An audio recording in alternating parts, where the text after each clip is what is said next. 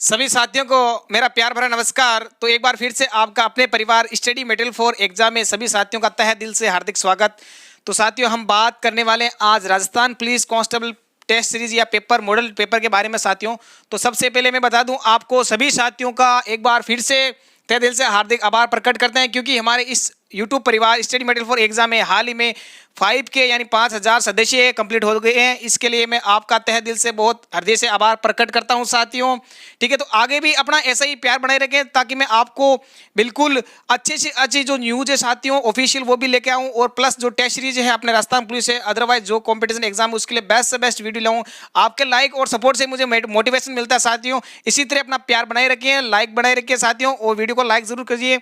तो हम बात करने वाले प्रिय साथियों, आज देखिए जो है पुलिस टेस्ट सीरीज यानी पुलिस के जो अपने एग्जाम बहुत ही नजदीक है, तो उसके आधार पे हम जो अपना जो तैयारी की है अपने इतने दिनों में, अब उसका जो रिजल्ट क्या रहने वाला है उस पे संपूर्ण नवीनतम पाठ्यक्रम पर आधारित ये टेस्ट सीरीज रहने वाली है, जिसमें हम देखने वाले 150 क्वेश्चन हूबहू राजस्थान पुलिस जो कांस्टेबल का एग्जाम होने वाला 2022 के अंदर, उसमें कितने किस हिसाब से किस पैटर्न के आधार पर जो क्वेश्चन आते हैं उन क्वेश्चनों का लेवल क्या है, कितने क्वेश्चन आते हैं, कौन से सब्जेक्ट से क्या क्या क्वेश्चन आने वाले हैं, उसका हूबहू पूरा का पूरा राजस्थान पुलिस कांस्टेबल 2022 की भर्ती है इसमें कैसा पेपर होगा वैसा का वैसा हम मॉडल पेपर सॉल्व करने वाले हैं। मैं रीजनिंग के जो 30 क्वेश्चन है वो आपको बोर्ड पे समझाऊंगा, उसके बाद में जो बाकी है पीडीएफ पे समझाने वाला हूँ। ठीक है, वैसे टाइम होता है पेपर का 2 घंटे का, आपको सबको पता है, सब कांस्टेबल की तैयारी करें, भावी जो होनहार पुलिस कर्मचारी ये सबको पता है 2 घंटे को होता है, लेकिन हम इसको ज़्यादा टाइम वेस्ट नहीं करेंगे, बिल्कुल 1 घंटे में निपटाने वाले इसको कंप्लीट को। ठीक है साथियों,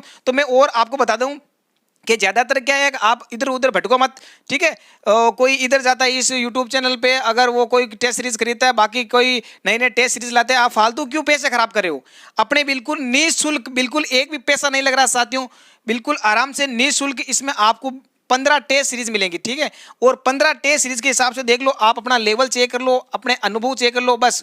ठीक है, तैयारी तो आपको कर रखी है, बस बाकी टाइम बहुत कम बचा है, रिवीजन करने की आवश्यकता आपको पुलिस के अंदर। ठीक है सभी साथियों, तो अगर चैनल पे पहली बार विजिट कर रहे हो तो सब्सक्राइब करते हो, पास में जो बेल आइकन की घंटी है उसको ऑल पे क्लिक कीजिए ताकि आगामी जो भी नोटिफिकेशन है सबसे पहले आपको मिल सके साथियों। तो बिना टाइम वेस्ट किए हम जो सीरीज है अपनी पुलिस कांस्टेबल की इसको स्टार्ट करते हैं, और देखिए अब की बार पुलिस पार होना है साथियों। सबसे पहले हम बात कर लेते हैं सिलेबस की साथियों। तो सिलेबस में देखो, सबसे पहले मैं ए पार्ट की बात करता हूं, जिसमें आपको पता है कि रीजनिंग यानी रीजनिंग के आने वाले हैं 30 क्वेश्चन। ठीक है, पुलिस कांस्टेबल के जो पेपर पैटर्न क्या है, रीजनिंग के आने वाले 30 क्वेश्चन, उसके बाद में कंप्यूटर के आने वाले 30 क्वेश्चन, ये पूरे के पूरे आपके एक एक नंबर के टोटल मिला के आपको यहाँ पर अंक मिलेंगे 30। ठीक है, और यहाँ पर जो क्वेश्चन है वो रहेंगे आपके 30, यानी 30 रीजनिंग के 30 कंप्यूटर के। ठीक है, उसके हम बाद में बात करते हैं जो पार्ट आता है बी। ठीक है, उसमें हम बात कर लेते हैं सबसे पहले पार्ट बी में, जिसमें होता है सामान्य ज्ञान, सामान्य ज्ञान और सामान्य विज्ञान। ठीक है साथियों, पार्ट बी की बात कर लेते हैं, उसमें होता है आपके सामान्य ज्ञान और होता है सामान्य विज्ञान। ठीक है, सामान्य ज्ञान और जनरल नॉलेज, सामान्य विज्ञान और करंट अफेयर्स के क्वेश्चन आते हैं, टोटल क्वेश्चन आते हैं 35 और 35 नंबर के आने वाले हैं। उसके अंदर जो पार्ट आता है सी, वो होता है महिला एवं बाल अपराध का, महिला एवं बाल अपराध का रहने वाला है, उसके 10 क्वेश्चन आते हैं, 10 नंबर के आने वाले साथियों।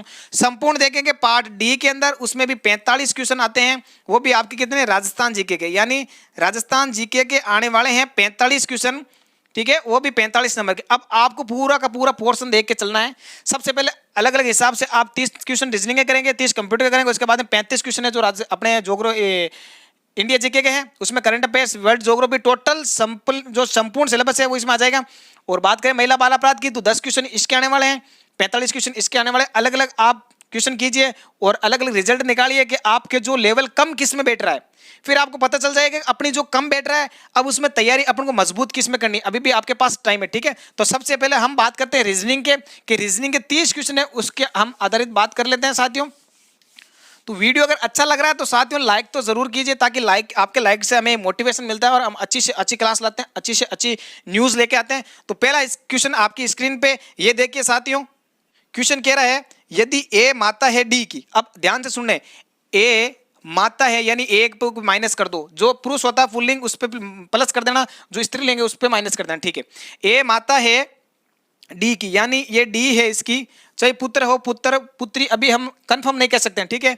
ए माता है डी की, कैसे करना उसके बाद में देखिए आगे क्या कह रहा है, बी बेटा नहीं है सी का, इसके अंदर जो कोई संबंध बता रहा है नहीं बता रहा है, इसको भी छोड़ दो। फिर आगे पढ़ो, आगे क्वेश्चन क्या कह रहा है, आगे कह रहा है कि सी पिता है डी का, यानी सी पिता है डी का, ये पिता कर दिया प्लस किसका है, डी का, यानी डी भी इसका बेटा, यानी ये दोनों आपको पता है इनके जो संबंध हो गए, रिश्ता हो गया, तो ये लोग गए यार बोल सकते हैं अपने पति पत्नी, ठीक है, समझ रहे हैं, ये दोनों पत्नी पत्नी, ये माइनस हो गया, ये प्लस हो गया, ये इनका पुत्र पुत्री जो भी है, ठीक है। उसके बाद में आगे क्या कह रहा है, डी बहन है बी की, यानी डी जो बहन है किसकी, बी की, ये बी की। अब बी क्या है ये पता नहीं पड़ को, लेकिन डी का पता चल गया कि बहन है, यानी माइनस कर दिया, ठीक है। उसके अकॉर्डिंग आगे देखिए क्वेश्चन क्या कह रहा है, तो ए का बी से क्या संबंध, तो ए का बी से क्या संबंध, जो बीच में आपने छोड़ा ना, बी बेटा नहीं है सी का, बी बेटा नहीं है सी का, तो बेटा नहीं है तो क्या होगी,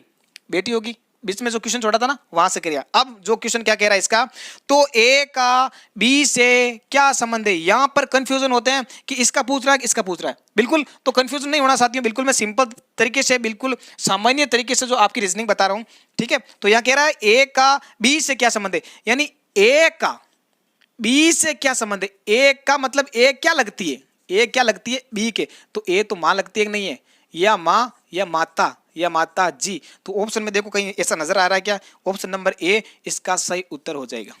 आ रही है बिल्कुल समझ में, ठीक है। अगले नेक्स्ट क्वेश्चन आपकी ये स्क्रीन पे साथियों, ये लो नया क्वेश्चन और करो इसको, ठीक है। एक परीक्षा में सफल हुए विद्यार्थियों में राहुल को 11वां स्थान मिला। सपोज एक एग्जाम दिया था, उसमें राहुल को कौन सा स्थान मिला था, 11वां स्थान मिला था, ठीक है। उसके हम बात कर लेते हैं, 11वां स्थान मिला था। उसके बाद में आगे क्वेश्चन पढ़ो आराम से, क्वेश्चन क्या कह रहा है, वे नीचे से 47वां स्थान, यानी इधर से ऊपर से सपोज मानो 11वां स्थान है, ठीक है, नीचे से कौन सा स्थान है, 47वां, ये नीचे से 47वां स्थान, यानी किसी व्यक्ति का देखो एक तो गया दायां मान सकते हो आप, या एक बायां मान सकते हो, दायां और बायां मिल गया तो दायां और बायां मिल गए तो आप कुल भी निकाल सकते हो, क्योंकि ये कुल का सूत्र है दायां प्लस बायां माइनस 1, ठीक है। और उसके अकॉर्डिंग आगे क्वेश्चन को भी पढ़ सकते हो आप आराम से, क्या कह रहा है, 3 विद्यार्थी परीक्षा में उपस्थित नहीं हो सके, 3 तो उपस्थित नहीं हो सके, ठीक है। एक विद्यार्थी असफल रहा, एक विद्यार्थी क्या रहा, असफल, ये भी आप ध्यान रखना, ठीक है। विद्यार्थियों की कुल संख्या कितनी है, तो सबसे पहले तो इनको तो छोड़ दो, पहले इनको देखो, दायां सपोज कितना है, एक ही व्यक्ति का, अगर ये जो क्वेश्चन पूछ रहा है उसमें एक ही व्यक्ति हो तब ये सूत्र लगने वाला दायां प्लस बायां माइनस 1, तो 47 प्लस 11 माइनस 1, तो कितने हो गए, 47 प्लस 11 माइनस 1 कितने हो गए, 57, कितने हो गए, 57। ये तो 57 कौन थे जो पास हुए परीक्षा के अंदर, ये लेकिन और क्वेश्चन में बता रहा है, क्वेश्चन में बता रहा है कि 3 तो अनुपस्थित थे और एक क्या बता रहा था, 3 तो अनुपस्थित थे और एक विद्यार्थी असफल यानी फेल हुआ था, तो 4 विद्यार्थी और भी थे, तो 57 प्लस 4 और कर दो, कितने हो गए, 7 4 11, एक ये हो गए अपने 61। ऐसा कौन सा ऑप्शन है, ऑप्शन नंबर डी इसका राइट आंसर हो जाएगा 61। अगला क्वेश्चन साथियों फटाफट जल्दी से कर लो, टाइम बिल्कुल मतलब बहुत इंपॉर्टेंट टाइम है आपके लिए ये रीजनिंग का, क्योंकि रीजनिंग को आपको बिल्कुल टाइम वेस्ट नहीं करना, सबसे पहले आपको जीके करना, लेकिन अपने हिसाब से, क्योंकि आपको 1 घंटे में टेस्ट सीरीज खत्म करनी है, तो सबसे पहले मैं आपको रीजनिंग करके बता रहा हूँ। उसके अकॉर्डिंग अगला क्वेश्चन, नेक्स्ट स्लाइड आपके, क्वेश्चन नंबर 3, राजू रामू का पड़ोसी है और वे दक्षिण पूर्व की ओर 100 मीटर पर दूर रहता है, यानी राजू रामू का पड़ोसी है, ये रामू का पड़ोसी है, कौन है, राजू, और कहां पर रहता है, दक्षिण पूर्व में, तो सबसे पहले ये तो रामू का दक्षिण पूर्व किधर है, तो दक्षिण नीचे, पूर्व इधर, यानी यहां से रामू के इधर रहेगा, कौन, इधर रहेगा राजू। लिखो क्वेश्चन को आराम से पढ़ो, जैसा क्वेश्चन कहता है वैसे करते जाओ, ठीक है। रामू का राजू दोस्त है जो दक्षिण पूर्व की ओर 100 मीटर के दायरे में रहता है, यानी यहां तक रहता है। आगे क्वेश्चन पढ़ो, आगे क्या कहता है, वेणु राजू का दोस्त है, वेणु है ना जो इस राजू का दोस्त है, तो वो वेणु कहां पर रहता है, तो वे दक्षिण पश्चिम, यहां से दक्षिण पश्चिम किधर है, दक्षिण और पश्चिम, ठीक है। तो यहां से इधर ऐसे आ जाओ, यहां से इधर ऐसे आ जाओ। और यहाँ पर कितने मीटर तक दूरी तक, ये देखो वे दक्षिण पश्चिम 100 मीटर, यहाँ पर भी 100 मीटर, ठीक है 100 मीटर दूरी पर रहता है। कौन रहता है? वेणु। यहाँ पर नाम लिख दो वेणु। यहाँ वेणु तक पहुंच गए हम। आगे क्वेश्चन पढ़ो, जैसा क्वेश्चन कहता है वैसा करते जाओ। आगे कहता है कि खादर वेणु का पड़ोसी है। खादर किसका है? इसका पड़ोसी है। और कहाँ रहता है? उत्तर पश्चिम की ओर। ये तो हो गई उत्तर, ये हो गई पश्चिम, यानी इधर उत्तर पश्चिम की ओर, ठीक है। यहाँ आ गई कितना मीटर? वही 100 मीटर, ठीक है। कौन रहता है? खादर। यहाँ पर कौन आ गया? खादर। क्वेश्चन को आराम से पढ़ लेना, ठीक है। खादर रहता है। अब आगे क्या पूछा है? रामू के घर से, रामू के घर से यानी यहां से, रामू के घर से यहां से खादर के घर की स्थिति किस ओर है?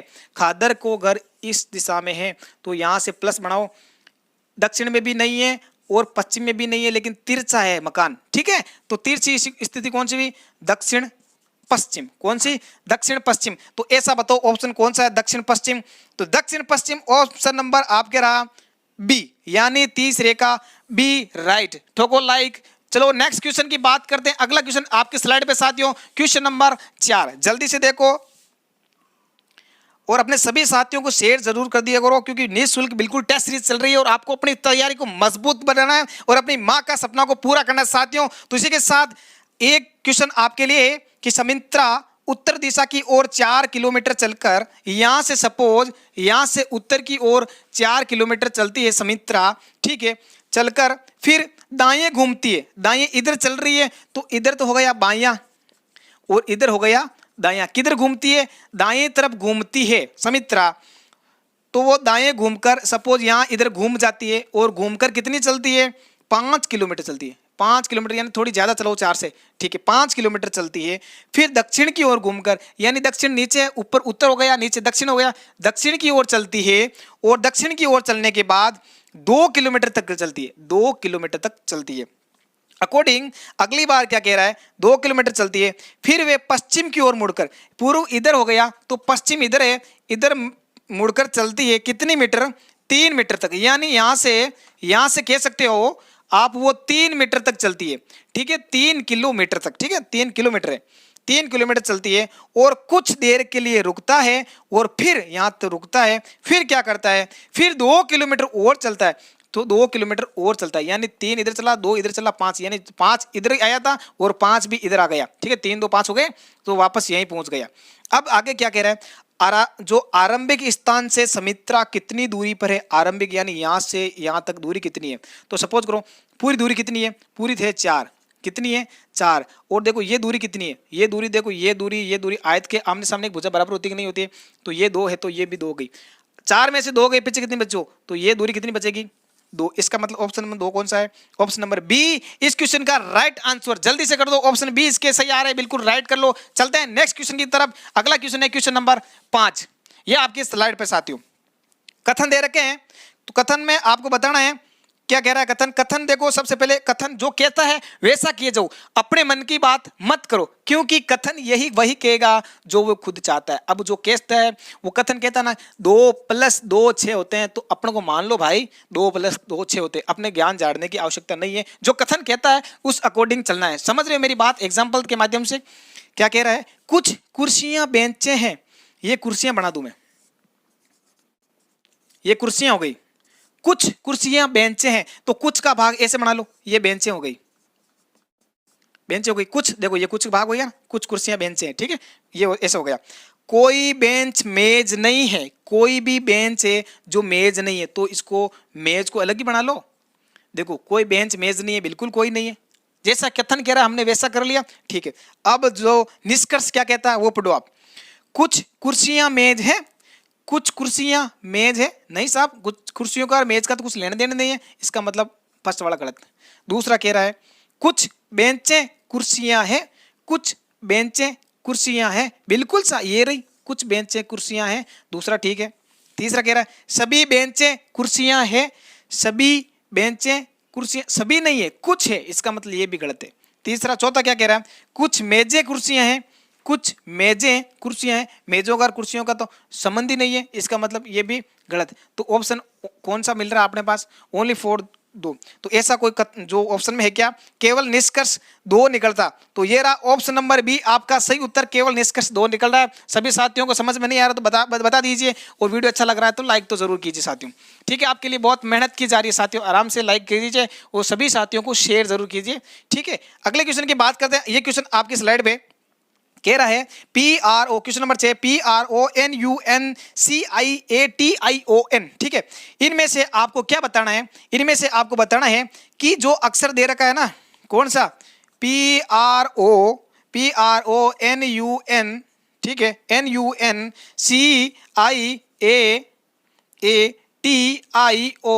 यानी इस क्वेश्चन जो ये दे रखी है पूरे जो अपने पर्सन मान लो, ठीक है, जो अंग्रेजी वर्णमाला के अक्षर दे रखे हैं, इनमें से 4 ऑप्शन दे रखे हैं। ठीक है, तो चारों ऑप्शन में से ऐसा देखना है कि इनमें से कौन सा अक्षर उस ऑप्शन में नहीं है। तो देखो सबसे पहले ए को देख लेते हैं, आर ये रहा, ए ये रहा, उसके बाद में देखो टी भी है, ION, मतलब जो ए है ना उसमें से सब पांचों को पांचों इसमें सम्मिलित है। ठीक है, क्वेश्चन को समझना आराम से, पांचों के पांचों है आपका। बी को चेक कर लो, PRON मिल रहे हैं, OUN, ठीक है, OUN मतलब सभी मिल गए। अगला देखो PRINT, ठीक है, मिल गए, ये भी मिल रहे। ऑप्शन नंबर 4 देखो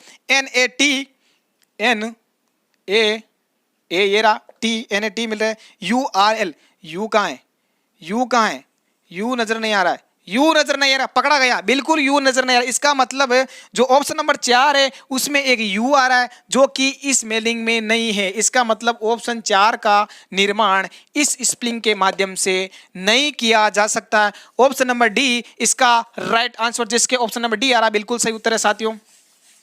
अगले क्वेश्चन की बात करते हैं। अगला क्वेश्चन आपकी स्लाइड पे, क्वेश्चन नंबर 7 देखो, सार्थक शब्दों में व्यवस्थित करने पर कौन सा एक शब्द एक रंग नहीं है। आपके मतलब आपको जो 4 ऑप्शन दे रखे हैं उनमें से चारों स्पेलिंग सही है, ठीक है, लेकिन स्पेलिंग चारों सही है, A, B और C और D, लेकिन आपको ये बताना है कि चारों स्पेलिंगों में से आपके सही कौन सी नहीं है। सही मतलब 3 तो है कलर्स बोल दे तो रंग है, रंग, ठीक है, और एक बाकी रंग नहीं है। देखो पहले में देखो VIOLOT वायलेट है, फिर देखो दूसरी बी में जो रंग बढ़ रहा है ORANGE। अगर ये अव्यवस्थित रूप से अपन को व्यवस्थित करना है, ठीक है, अगर आपको मीनिंग स्पेलिंग याद है तो आप कर सकते हो। ORANG ऑरेंज यानी, ठीक है, नारंगी होता है, ठीक है, और उसके बाद में देखो पर्पल, PRUPLE पर्पल भी होना, लेकिन लास्ट वाले में देखो डी वाले में कुछ बन नहीं रहा है, ठीक है, कोई भी आप कितना भी कर लो लेकिन कोई मीनिंग्स नहीं बन रही है। इसका मतलब ऑप्शन जो डी है इसका सही उत्तर होने वाला है। अगले क्वेश्चन की बात कर लें।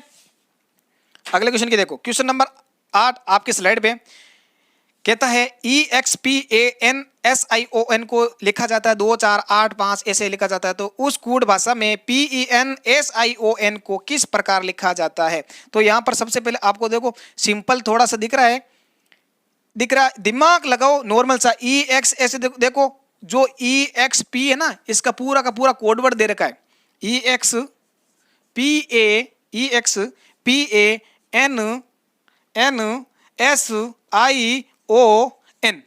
इसका जो नीचे दे रखा है ना 2 4 8 5 3 8 5 3 8 5 3 हो गया, उसके बाद में 7 6 9 और 3, यानी जो कोड वर्ड दे रखा है ना वैसा का वैसा सिंपल सा क्वेश्चन है साथियों, बस आपको थोड़ा सा दिमाग लगाना है। अब देखो क्वेश्चन क्या कह रहा है, PENSION, मैं बस आपको समझाने के लिए बता रहा हूं, लेकिन बाकी इस क्वेश्चन में देखने के लिए बस देखते ही आपको आंसर आ जाना चाहिए। देखो ठीक है, पी पर कितना है, पी कहां पर है, पी पर 8, फिर ई पर क्या है, ई पर ये रहा, ई सबसे पहले 2 कोड वर्ड है, इसका 2 लिख दो, फिर एन पे 3 लिख दो, एस पे 7 हो गया, आई पे 6 हो गया, ओ पे 4 हो गया, ओ पे 4 क्या 9 हो गया, और एन पे 3। ऐसा देखो कोई 82 37 गुणसूत्र 3 ऑप्शन नंबर कौन सा है, 82 37 गुणसूत्र 3 ऑप्शन नंबर सी इसका सही उत्तर हो जाएगा। ठोको लाइक साथियों, बिल्कुल समझ में आ रहा है, बिल्कुल आ रहा है तो लाइक कीजिए, सभी साथियों को शेयर करते रहो साथियों, अपने परिवार को बढ़ाते रहो। आपको निःशुल्क टेस्ट सीरीज मिल रही है, रोजाना आएगा एक ना टेस्ट।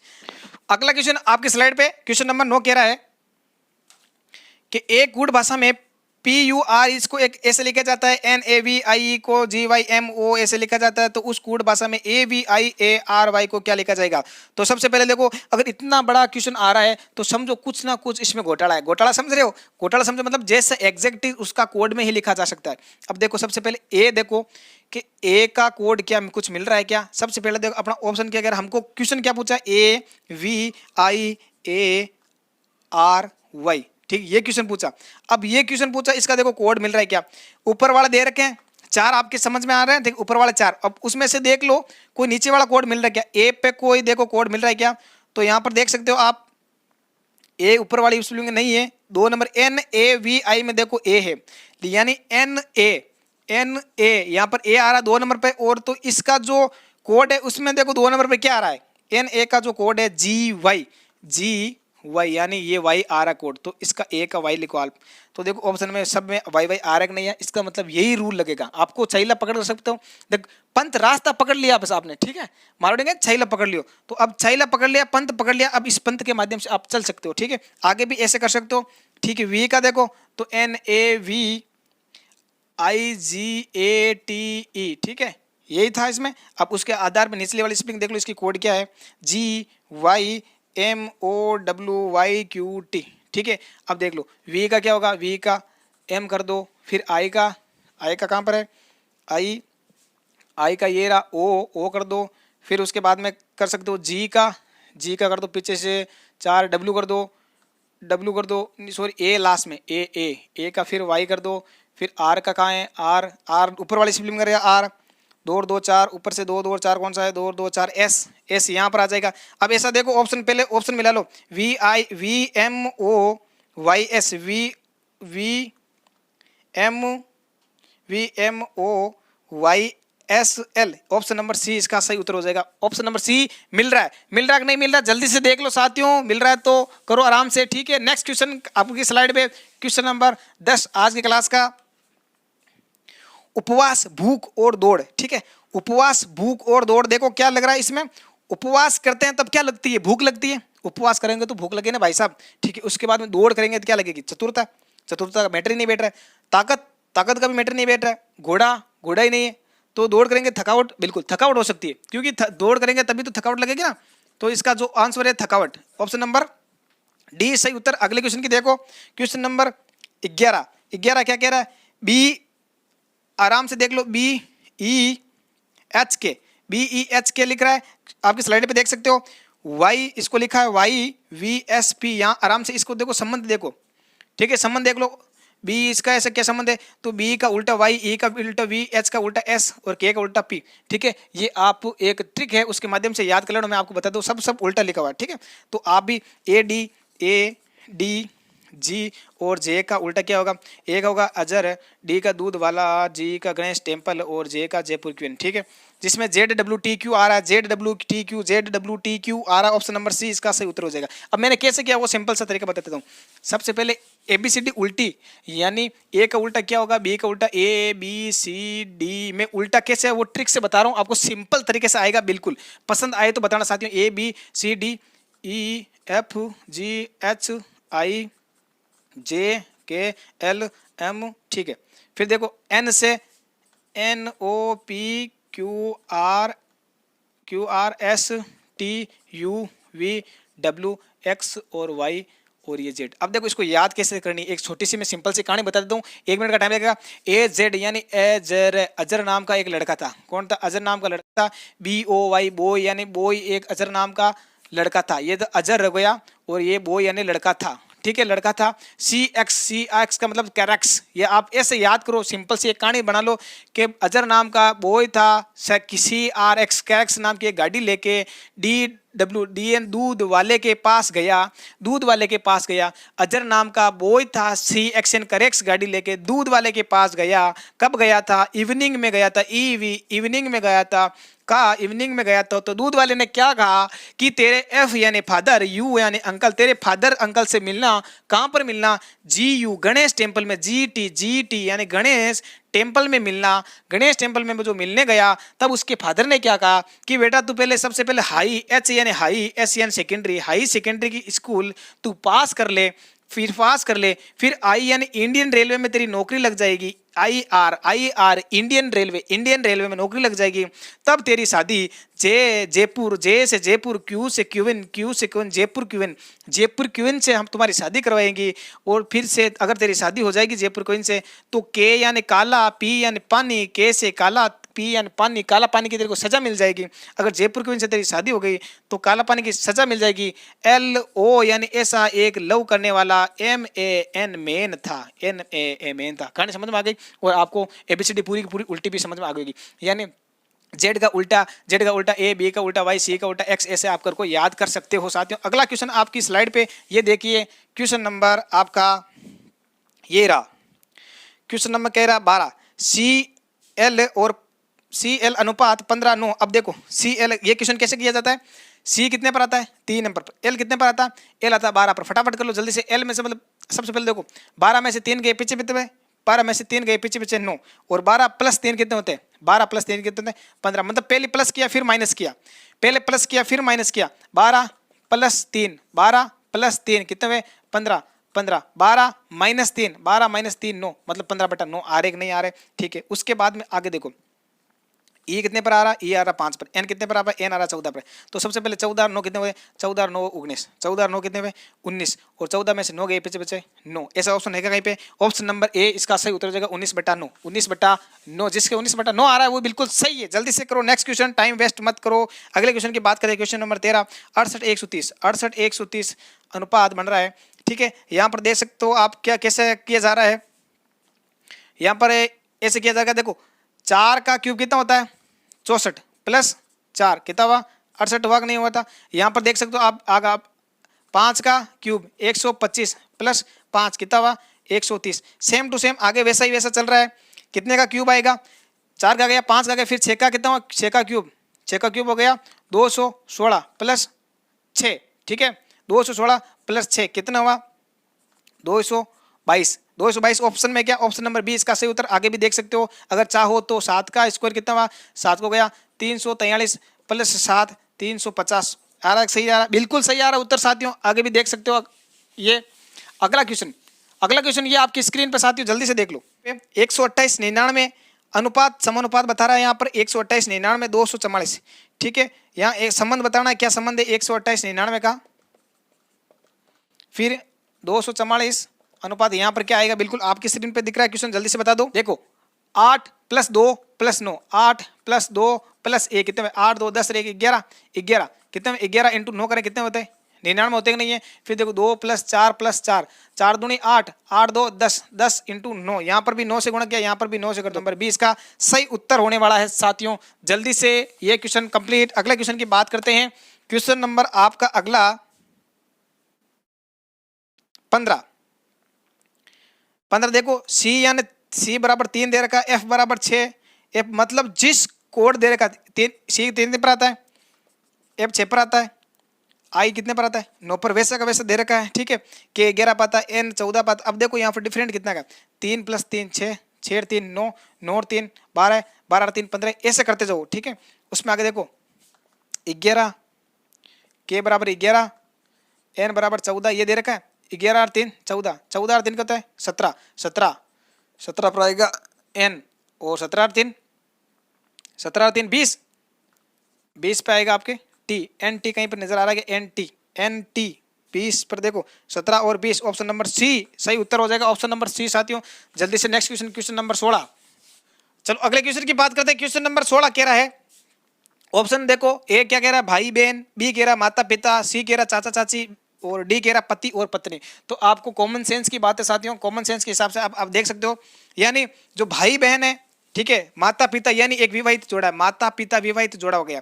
सी देखो चाचा चाची विवाहित जोड़ा हो गया, पति और पत्नी विवाहित जोड़ा हो गया, लेकिन भाई बहन विवाहित जोड़ा नहीं है। इसका मतलब ऑप्शन एक डिफरेंट कौन सा है, ऑप्शन नंबर ए इस क्वेश्चन का सही उत्तर। Question number 16 complete. अगले क्वेश्चन की बात करते हैं, क्वेश्चन नंबर 17 कह रहा है स्कूनर, टेबल टेनिस, बैडमिंटन और बिलियर्ड, यानी तीनों गेम ए बी सी तीनों गेम समान है, जो बिलियर्ड से ये गेम एक अलग है। ठीक है, इसका मतलब option question number D simple question है साथियों, आराम से कर सकते हो, ऑप्शन नंबर डी इसका सही उत्तर।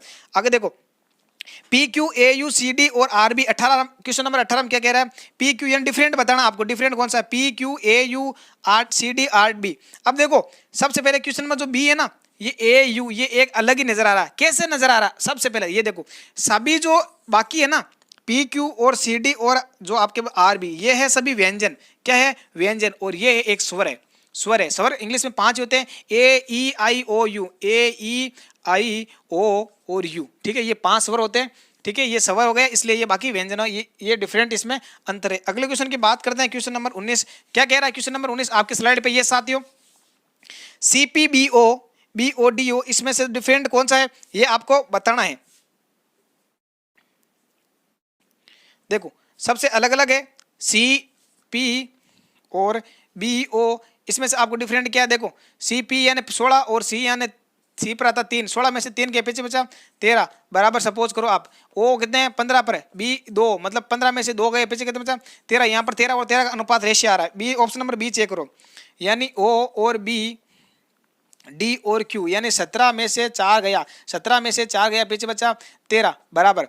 ओ 15 और 15 में से 2 गया पीछे बचा 13। यहाँ पर भी रेशियो 13 का 13 का आ रहा है। अगला देखो A N H U, A N H U, यहाँ पर देखो यू यानी 21 पर 8 पर है, यहाँ पर 21 में से 8 गए पीछे कितने बचे? 21 में से 8 गए पीछे बच गए आपके देखो 7 और 13। ठीक है, और इधर देखो एन 14 और 1, 14 में से 1 गया पीछे बचा 13। यहाँ पर भी रेशियो 13 13 का आ रहा है। अगला क्वेश्चन देखो, अगला क्वेश्चन क्या है अपना? अगला ऑप्शन देखो डी 5 19, 5 19 और जी पर आता है, जी आता है 7 पर, टी आता है 20 पर, यानी 20 में से 7 गए पीछे पीछे 13, 19 में से 5 गए पीछे बचे 14, यानी 14 13 का रेशियो आ रहा है। इसका मतलब ऑप्शन नंबर डी इसका डिफरेंट है और ऑप्शन नंबर डी इसका सही उत्तर आ रहा है। बात समझ में? ठीक है, नेक्स्ट क्वेश्चन आपकी ये स्लाइड पे साथियों जल्दी से करो इसका क्वेश्चन।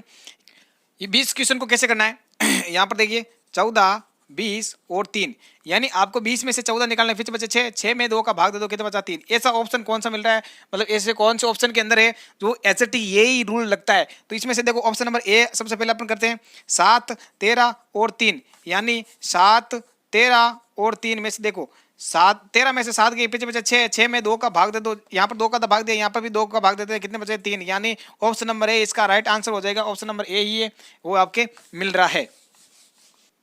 उसके बाद में अगला क्वेश्चन देखो आप, अगला क्वेश्चन कह रहा है आपका बहुत ही अच्छा क्वेश्चन है, बेसिक नॉलेज का है। सबसे पहले देखो स्लाइड पे क्वेश्चन दिख गई आपको, क्या कह रहा है कि सबसे पहले हम क्या करने वाले हैं? तो सबसे पहले देखो, सबसे पहले क्या करेंगे? यूनिफॉर्म पहनेंगे। ठीक है, 4 नंबर पे हम सबसे पहले यूनिफॉर्म पहनेंगे। यूनिफॉर्म पहनने के बाद उसके बाद में हम क्या करेंगे? उसके बाद में हम यहाँ से यूनिफॉर्म पहनने के बाद में सीधा का सीधा भाई बस पकड़ेंगे। क्या पकड़ेंगे? बस। बस कितने नंबर पर? 3 नंबर पर बस पकड़ने के बाद फिर हम जाएंगे स्कूल के अंदर, तो जहाँ पर प्रार्थना सभा होती है, प्रार्थना सभा के बाद में हम कक्षा के अंदर पहुंचेंगे और कक्षा के अंदर पहुंचने के बाद हम पाठ्य पुस्तक खोलेंगे, यानी 43 मतलब 4 3 2 5 1, 4 3 2 5 1, यानी ऑप्शन नंबर सी इसका सही उत्तर हो जाएगा। बेसिक का क्वेश्चन है, सिंपल सा था, आप आराम से कर सकते हो, इतना कोई डिफिकल्ट क्वेश्चन नहीं है। अगले क्वेश्चन की बात करें, क्वेश्चन नंबर देखो 22, यानी आपको ये श्रृंखला दे रही कि सी बी बी, यहाँ जगह खाली जगह है, बी फिर ए फिर खाली जगह है, फिर सी ए बी फिर खाली जगह, फिर ए सी फिर से खाली जगह, फिर ए बी और फिर से खाली जगह, फिर ए सी। यहाँ पर ऐसा ऑप्शन जमाना। सबसे पहले देखो गिनो कितने जने, इसको करने का एक तरीका है बेसिक, पहले आप गिनो फिर जोड़े बनाओ, या तो 3 का बनाओ या 4 का बनाओ या 5 का जोड़ा बनाओ।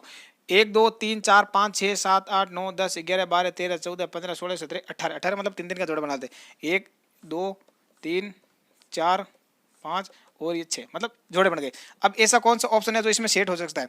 तो यहाँ पर देखो आप कुछ आपको दिख रहा है कि नहीं? ये दिख रहा है अपने हिसाब से।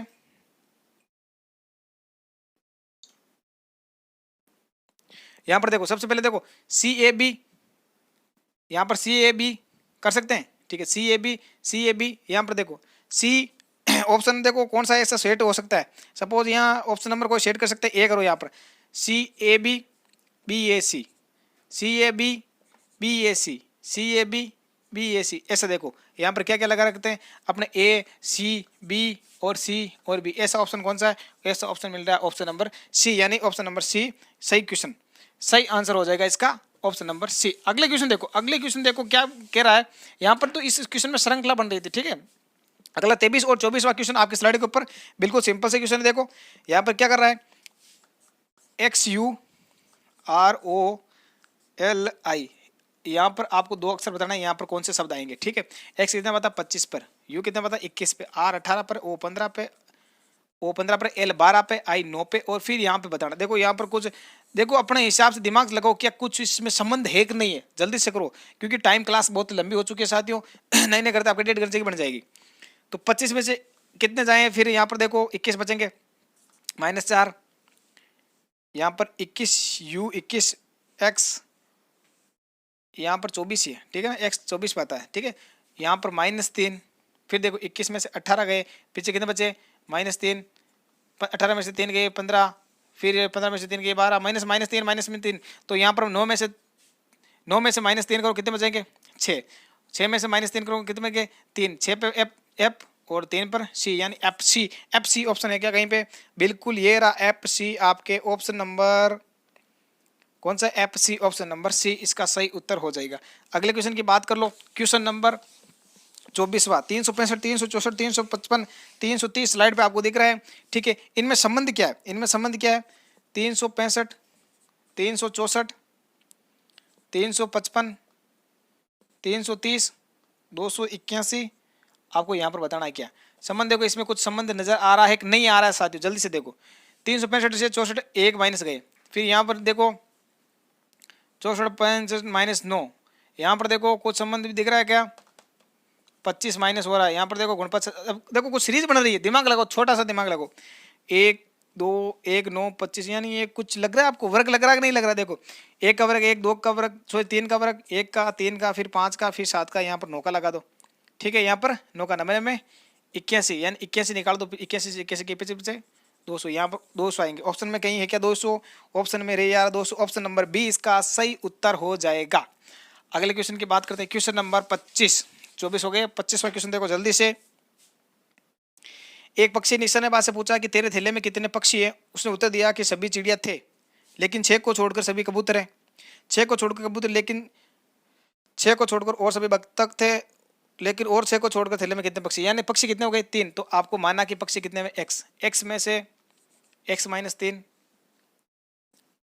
फिर x -3, फिर x -3, ठीक है, समझ रहे हो। यहाँ पर उसने कहा है कि 6 को छोड़कर सभी कबूतर थे लेकिन 6 को छोड़कर और सभी बत्तख थे, लेकिन 6 को छोड़कर मतलब 3 पक्षी थे, तो x -3 सभी पक्षी निकाल दो, 3 पक्षी थे, चिड़िया कबूतर और ये कौन सा था, चिड़िया कबूतर और एक थी बत्तख, ठीक है, 3 पक्षी, तीनों को माइनस कर लिया x में से, कुल में से, ठीक है, माना कि अब कुल x है, ठीक है, उसके अकॉर्डिंग अब देखो x बराबर 3x ये हो गई, इसको आपस में गुणा कर लो, 3 3 की 6, 3 6 3 18 -18, 3x इधर हो गए, ठीक है। अब इस 3x को इधर लेके आ जाएंगे तो 3x - x बराबर हो जाएगा 18, आ रही बात समझ में, x से 1x गया, पीछे बच गया 2x बराबर 18, तो फिर यहाँ पर x बराबर क्या हो जाएगा 18 बट्टा 2, यानी यहाँ पर 9, x बराबर क्या होगा 9, यानी कुल पक्षी माना कितने थे, x माना था कुल पक्षी, तो यहाँ पर कुल पक्षी कितने आएंगे 9, ऑप्शन है क्या कहीं पे, बिल्कुल इसका जो ऑप्शन है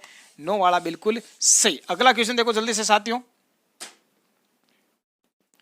अगला क्वेश्चन कह रहा है कि ये चित्र दिए गए हैं, आपको इनमें से बताना है कि कौन सा आंसर सही है, तो इसमें से देखो क्या, इसमें दिमाग लगा के रखो आप, 11 44 जैसा रूल लगता है वैसा लगाए, देखो हम लगा सकते हैं कि 3 2 5 4 5 4 9 1 10 10 की सुबह हासिल को 1 3 2 5 1 4 4 1 10 1 11 मतलब 110, यानी इसको सबको जोड़े तो बीच वाला देखो 110 आ रहा है कि नहीं आ रहा है, फिर वैसे के वैसे 16 40 24 32 को जोड़ो 112 आएगा, फिर वैसे के वैसे अपन यहाँ इसको जोड़ सकते हैं 12 23 34 प्लस यहाँ पर x जोड़ो तब कितना आ जाएगा, तब यहाँ पर जो भी आ जाएगा उसको 144 में 114 में से माइनस कर लो, ठीक है। तो यहाँ पर माना कि कुछ नहीं है, अपन पहले देख सकते हैं, तो 4 3 7 7 2 4 3 7 7 2 9 9 का यहाँ पर 9, फिर 3 2 5 1 6, यानी गुणसूत्र 114 में से गुणसूत्र 114 है टोटल बीच वाले, उसमें से जो गुणसूत्र निकालेंगे तो जो क्वेश्चन मार्क है वहाँ पर संख्या आ जाएगी,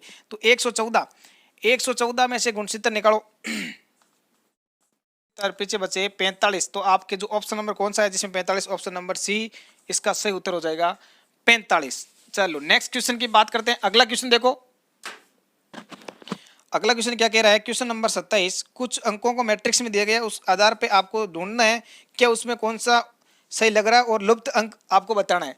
तो यहाँ पर देखो 3 6 8 8 6 14 14 3 17, यहाँ पर 17 का रेशियो बैठ रहा है, कुछ करो एक बार, फिर उसके बाद में अगर नहीं बैठ रहा तो दूसरा रूल लगाओ। फिर देखो 5 8 और 4 ये दिख रहा है, तो 8 5 8 4 12 12 और 5 17, यहाँ पर भी 17 का रूल बैठ रहा है, मतलब 17 17 इसको आपस में जोड़ने से 17 आ रहा है।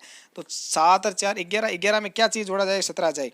ठीक है, तो कितने हुए, 7 और 4 11, 11 में कितने जोड़े, 11 में 6 जोड़ो तो कितने आ जाए, 17, यानी 6 ऑप्शन में, इसमें 6 है क्या कहीं पे, ऑप्शन नंबर ए रहा, इसमें 6 है, तो इसका सही उत्तर हो जाएगा ए। अगला देखो 28 और 29 कथन निष्कर्ष का है, आराम से देख सकते हो, सिंपल सा क्वेश्चन है साथियों। कथन को पढ़ो, जैसा कथन कहता है उसके आधार पर आपको निष्कर्ष निकालना है। तो कथन क्या कहता है, क्वेश्चन कह रहा है कि सभी आदमी कुत्ते हैं, सभी आदमी, अब देखो आदमी को कुत्ते बनाना है, ठीक है ना, तो ये यहाँ पर ऐसा हो रहा है, आदमी को क्या बनाना है, कुत्ते, तो आदमी, सभी आदमी क्या है, कुत्ते हैं, सभी कुत्ते क्या हैं, बिल्लियाँ, सभी कुत्ते क्या हैं, बिल्लियाँ, यानी बिल्लियों को भी इसमें डाल दो कुत्ते वाले घेरे में। ठीक है, आदमी, सभी आदमी हो गए बिल्लियाँ कुत्ते, और सभी कुत्ते क्या हो गए, बिल्लियाँ। ठीक है, अब जो ऑप्शन क्या कह रहा है, निष्कर्ष कह रहा है, फर्स्ट निष्कर्ष कह रहा है कि सभी आदमी बिल्लियाँ हैं, सभी आदमी बिल्लियाँ हैं, बिल्कुल, ये देखो अंदर वाले पूरा पूरा बिल्लियाँ हैं कि नहीं है, इतनी कितनी पूरी बिल्लियाँ हैं कि नहीं है, बिल्कुल पहला वाला ऑप्शन सही है। दूसरा कह रहा है सभी बिल्लियाँ आदमी है, सभी बिल्लियाँ आदमी है, नहीं, बिल्लियाँ तो कुछ भाग इनका है लेकिन पूरी नहीं है। ठीक है, सभी बिल्लियाँ नहीं है, तो इसका मतलब ऑप्शन नंबर दूसरा गलत। तो ऐसा कौन सा ऑप्शन मिल रहा है जिसमें ऑप्शन नंबर केवल निष्कर्ष फर्स्ट निकलता है, तो ऑप्शन नंबर ए निकल रहा है कि केवल निष्कर्ष फर्स्ट सही। अगला क्वेश्चन कह रहा है 29वां क्वेश्चन आपके स्लाइड पर ये रहा साथियों, जल्दी से देखो। कुछ पेस्ट्री ट्रॉफी है, कुछ पेस्ट्री, कुछ का भाग ले लो, कुछ का भाग ले लो, क्या है, ट्रॉफी है, ट्रॉफी लेगा। फिर सभी ट्रॉफी चॉकलेट है, सभी जो ट्रॉफी है इसको क्या बना दो, चॉकलेट, सभी ट्रॉफी, ट्रॉफी को बनानी है, ये चॉकलेट, चॉकलेट। अब निष्कर्ष क्या कहता है, कुछ चॉकलेट टॉफी है, कुछ चॉकलेट टॉफी है, बिल्कुल चॉकलेट का कुछ भाग टॉफी है। ठीक है, इसका मतलब ऑप्शन नंबर ए तो सही है। उसके बाद में दूसरा कह रहा है कुछ ट्रॉफी पेस्ट नहीं है, तो नहीं आ गया, इसको मतलब इसको तो काट दो, पहले भी काट दो, इसको तो पहले काट दो, क्योंकि जहाँ पॉजिटिव थिंकिंग होती है वहाँ पर नेगेटिव थिंकिंग नहीं चलती है। ठीक है, यहाँ पर नहीं आ गया, तो इसको देखो, सबसे पहले यदि केवल निष्कर्ष फर्स्ट निकलता है क्या, तो इसका ऑप्शन ए है, ये भी सही होगा, केवल निष्कर्ष फर्स्ट निकलता है।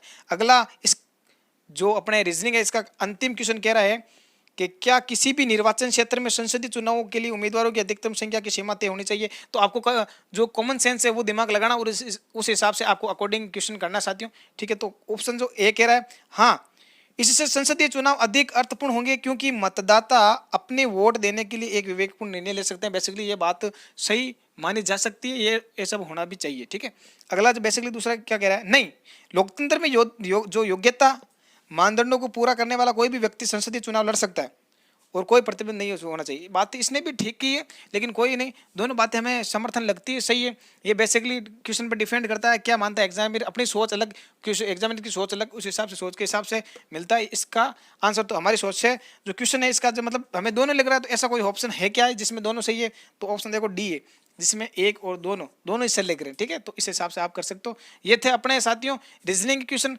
अब अपना जो आगे में क्वेश्चन नंबर 31 वो है अपने कंप्यूटर के, तो हम फिर देखते हैं कंप्यूटर के 30 क्वेश्चन, क्लास बहुत लंबी हो जाएगी, 1.5 घंटे की समथिंग हो जाएगी, फटाफट जल्दी अंदाज में करना है। वो अपने 30 क्वेश्चन कंप्यूटर के करेंगे, उसके बाद में हम जीके के उस हिसाब से पीडीएफ के माध्यम से अब कर रहे हैं। ठीक है, बाकी ये क्वेश्चन थे जो हमें आसानी से अब बोर्ड पे आराम से समझा सकूं आपको। ठीक है, तो ये आपको रीजनिंग के क्वेश्चन आराम से समझ में आ गए साथियों, तो वीडियो को लाइक तो जरूर कर दी एक बार। अब देखते हैं हम अपन जो अपने कंप्यूटर के क्वेश्चन। देखिए कंप्यूटर का पहला क्वेश्चन क्या कह रहा है कि निम्नलिखित में से क्या करने के लिए एक वर्ड प्रोसेसर के प्रयोग की संभावना अत्यधिक होती है। ठीक है, जो इसका उत्तर क्या हो जाएगा, बायोग्राफी टाइप करने में, यानी वर्ड प्रोसेसर किस में काम आता है, बायोग्राफी जो टाइप करने है उसका काम होता है वर्ड प्रोसेसर का। ऑप्शन नंबर सी इसका जो सही उत्तर हो जाएगा साथियों। बिल्कुल टाइम वेस्ट बिल्कुल ही नहीं करना है, फटाफट अंदाज में करने हमने को, ये पूरी टेस्ट सीरीज कवर करनी है साथियों, बिल्कुल कंप्यूटर के क्वेश्चन। अब देखिए अगला क्वेश्चन कह रहा है कि www यानी जो भी है आपको www प्रोटोकॉल का उपयोग करता है, यानी कौन सा करता है, WBC MTP ये WP, यानी इसका कुछ लेन देन नहीं है, ये एक प्रोटोकॉल के अंदर ही काम आती है। तो इसका जो सही उत्तर हो जाएगा वो हो जाएगा ऑप्शन नंबर सी BHTTP है, यानी हाइपर टेक्स्ट ट्रांसफर प्रोटोकॉल, इसका जो आंसर हो जाएगा ऑप्शन नंबर बी इसका www डॉट का। ठीक है,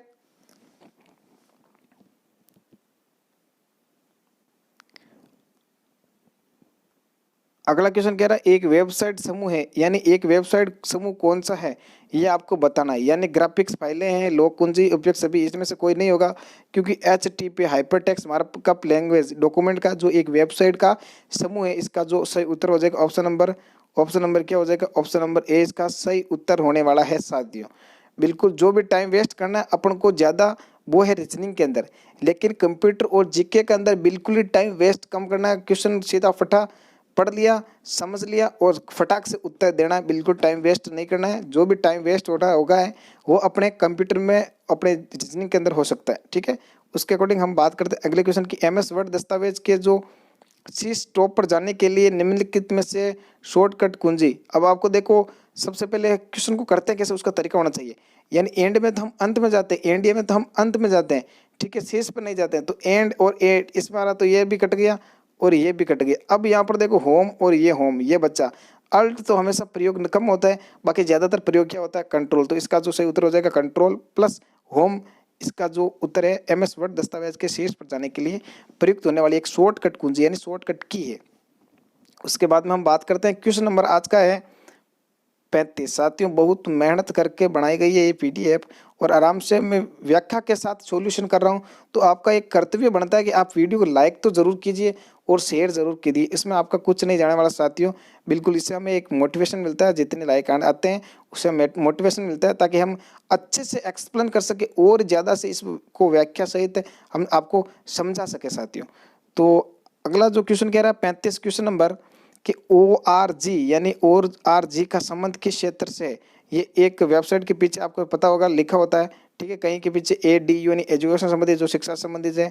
तो जो ORG ऑर्गेनाइजेशन यानी संगठन, इसका उत्तर हो जाएगा ऑप्शन नंबर डी, संगठन से संबंधित है ये ORG का संबंध है। अगले हम क्वेश्चन की बात करते हैं साथियों। तो एक डिवाइस को डाटा और इंस्ट्रक्शन लोकेट करने और उन्हें CPU को उपलब्ध कराने में जितना समय लगता है उसको क्या कहते हैं। इसका जो सही उत्तर हो जाएगा वो क्या हो जाएगा, प्रोसेसिंग साइकिल। यानी प्रोसेसिंग साइकिल उस टाइम को कहते हैं एक डिवाइस को डाटा इंस्ट्रक्शन लोकेट करने और उन्हें CPU को जो उपलब्ध कराने में जितना वो समय लगता है उसको प्रोसेसिंग साइकिल कहते हैं। सीधा हुबहू क्वेश्चन आते हैं ऐसे ही, आपको तो बस आंसर देख के टिक करना है प्रोसेसिंग साइकिल और आपका क्वेश्चन राइट होना चाहिए। अगले क्वेश्चन की बात करते हैं। कह रहा है कि आपके कंप्यूटर का जो एवरीथिंग कंपोनेंट है या तो खाली जगह होता है या ठीक है। तो आपको जो कह रहा है कि आपके कंप्यूटर का एवरीथिंग कंपोनेंट या तो खाली जगह होता है, तो क्या होता है, या तो हार्डवेयर होता है और या क्या होता है, सॉफ्टवेयर। इसका जो उत्तर है साथियों वो हो जाएगा ऑप्शन नंबर डी, कि या तो हार्डवेयर होता है और या सॉफ्टवेयर होता है, ये इसका आंसर होने वाला है। अगले क्वेश्चन की बात करते हैं। कंप्यूटर का सीरीज चल रही है 38वां क्वेश्चन।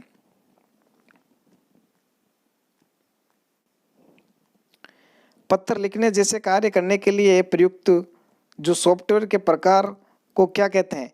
तो पत्र लिखने का कार्य कौन सा सॉफ्टवेयर कर सकता है, तो इसका आंसर आपको पता है, वे जो भी पत्र वगैरह लिखते हैं वो तो एक एप्लीकेशन सॉफ्टवेयर के माध्यम से ही लिख पाते हैं, ठीक है। तो इसका सही उत्तर हो जाएगा ऑप्शन नंबर सी, ये जो एप्लीकेशन सॉफ्टवेयर है उसके माध्यम से हम पत्र लिखने का कार्य करते हैं। अगले क्वेश्चन की बात करते हैं। निम्नलिखित में से कौन से सॉफ्टवेयर एप्लीकेशन की एक आम विशेषता नहीं है, ठीक है, आम विशेषता नहीं है, ये आपको ध्यान रखनी।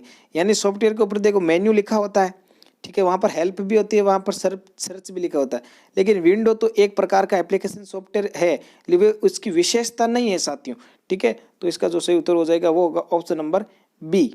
अगले क्वेश्चन की बात करते हैं। क्वेश्चन नंबर 40 है कि सॉफ्टवेयर का प्राथमिक उद्देश्य है कि डाटा को किस में बदलना, इन्फॉर्मेशन में बदलना, यानी सूचना में बदलना। ऑप्शन नंबर बी इसका सही उत्तर हो जाएगा। ये तो एक लाइन है जो बेसिकली कंप्यूटर जब आप स्टार्ट करते हैं उसको सबसे पहले ये सीखा जाता है कि सॉफ्टवेयर का प्राथमिक उद्देश्य डाटा को जो इन्फॉर्मेशन में बदलना होता है। बिल्कुल एक लाइन का सिंपल वन लाइन के अकॉर्डिंग क्वेश्चन है साथियों। अगले क्वेश्चन की हम बात करते हैं। किसी फाइल के बारे में रखी गई इन्फॉर्मेशन, किसी फाइल के बारे में रखी गई इन्फॉर्मेशन निम्नलिखित शामिल है, यानी किसमें शामिल होती है। इसका जो सही उत्तर हो जाएगा वो होती है साइज। इसमें शामिल क्या होती है, साइज होती है, न कि उसकी डिलीशन डेट और प्रिंटिंग सेटिंग, ठीक है। फाइल के ऊपर ओनली फॉर जो इन्फॉर्मेशन के रूप में उसकी साइज ही शामिल होती है। अगले क्वेश्चन की बात करते हैं। क्वेश्चन नंबर 42 यानी 42वां क्वेश्चन क्या कह रहा है कि ऐसे प्रोसेस और मेमोरी मैनेजमेंट सर्विसेज प्रोवाइड कराता है जो दो या अधिक टास्क यानी दो या अधिक, यहाँ पर जो क्वेश्चन का आंसर है वो आपको देखने को मिलता है। और अगर आपने दिमाग से क्वेश्चन को पढ़ा और दिमाग से समझा तो आपको बिल्कुल ही समझ में आ गया। दो या अधिक का मतलब होता है मल्टी, और टास्क का यह देखो ऑप्शन यही मिल रहा है मल्टीटास्किंग।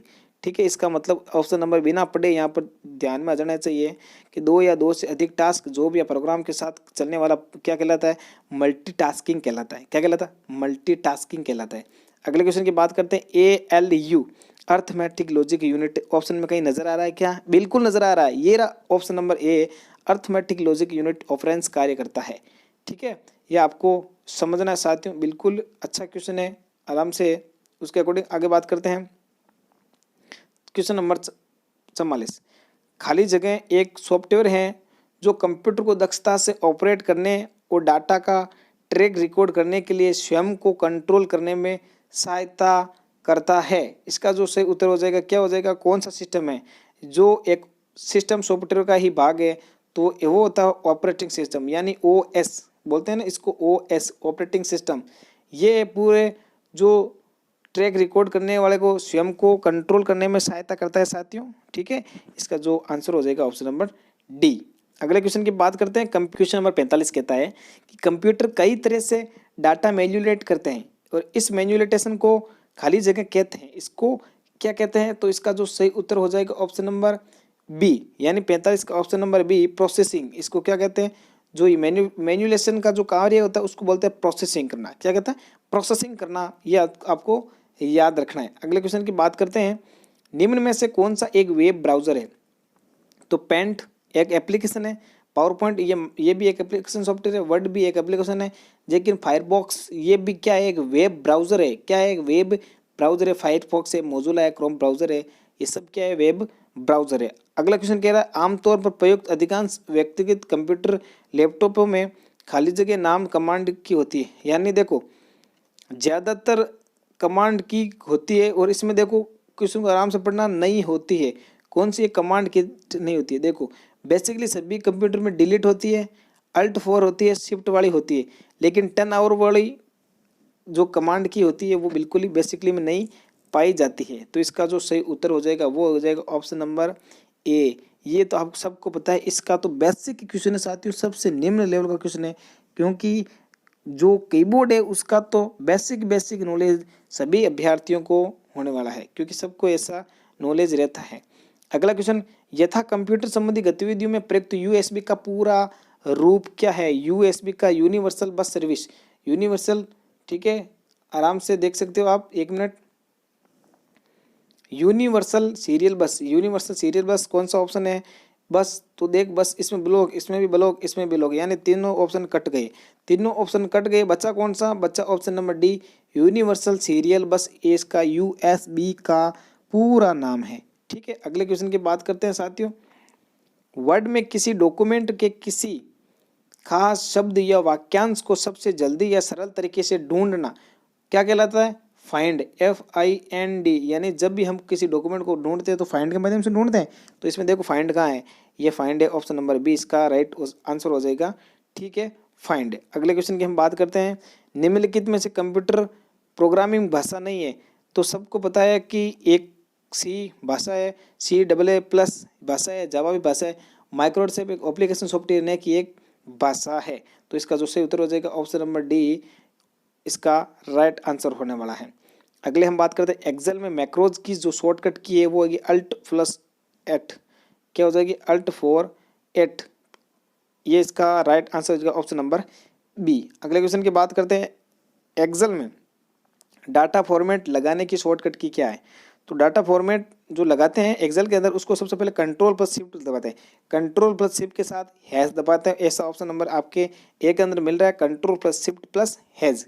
बिल्कुल टाइम वेस्ट बिना किया है, ये आपको सीरीज देखने साथियों। अब देखियो, इंटरनेट यानी नेटवर्क, कंप्यूटर के उस विशाल नेटवर्क को क्या कहते हैं जो सारे विश्व में लाखों लोगों को कनेक्ट करता है।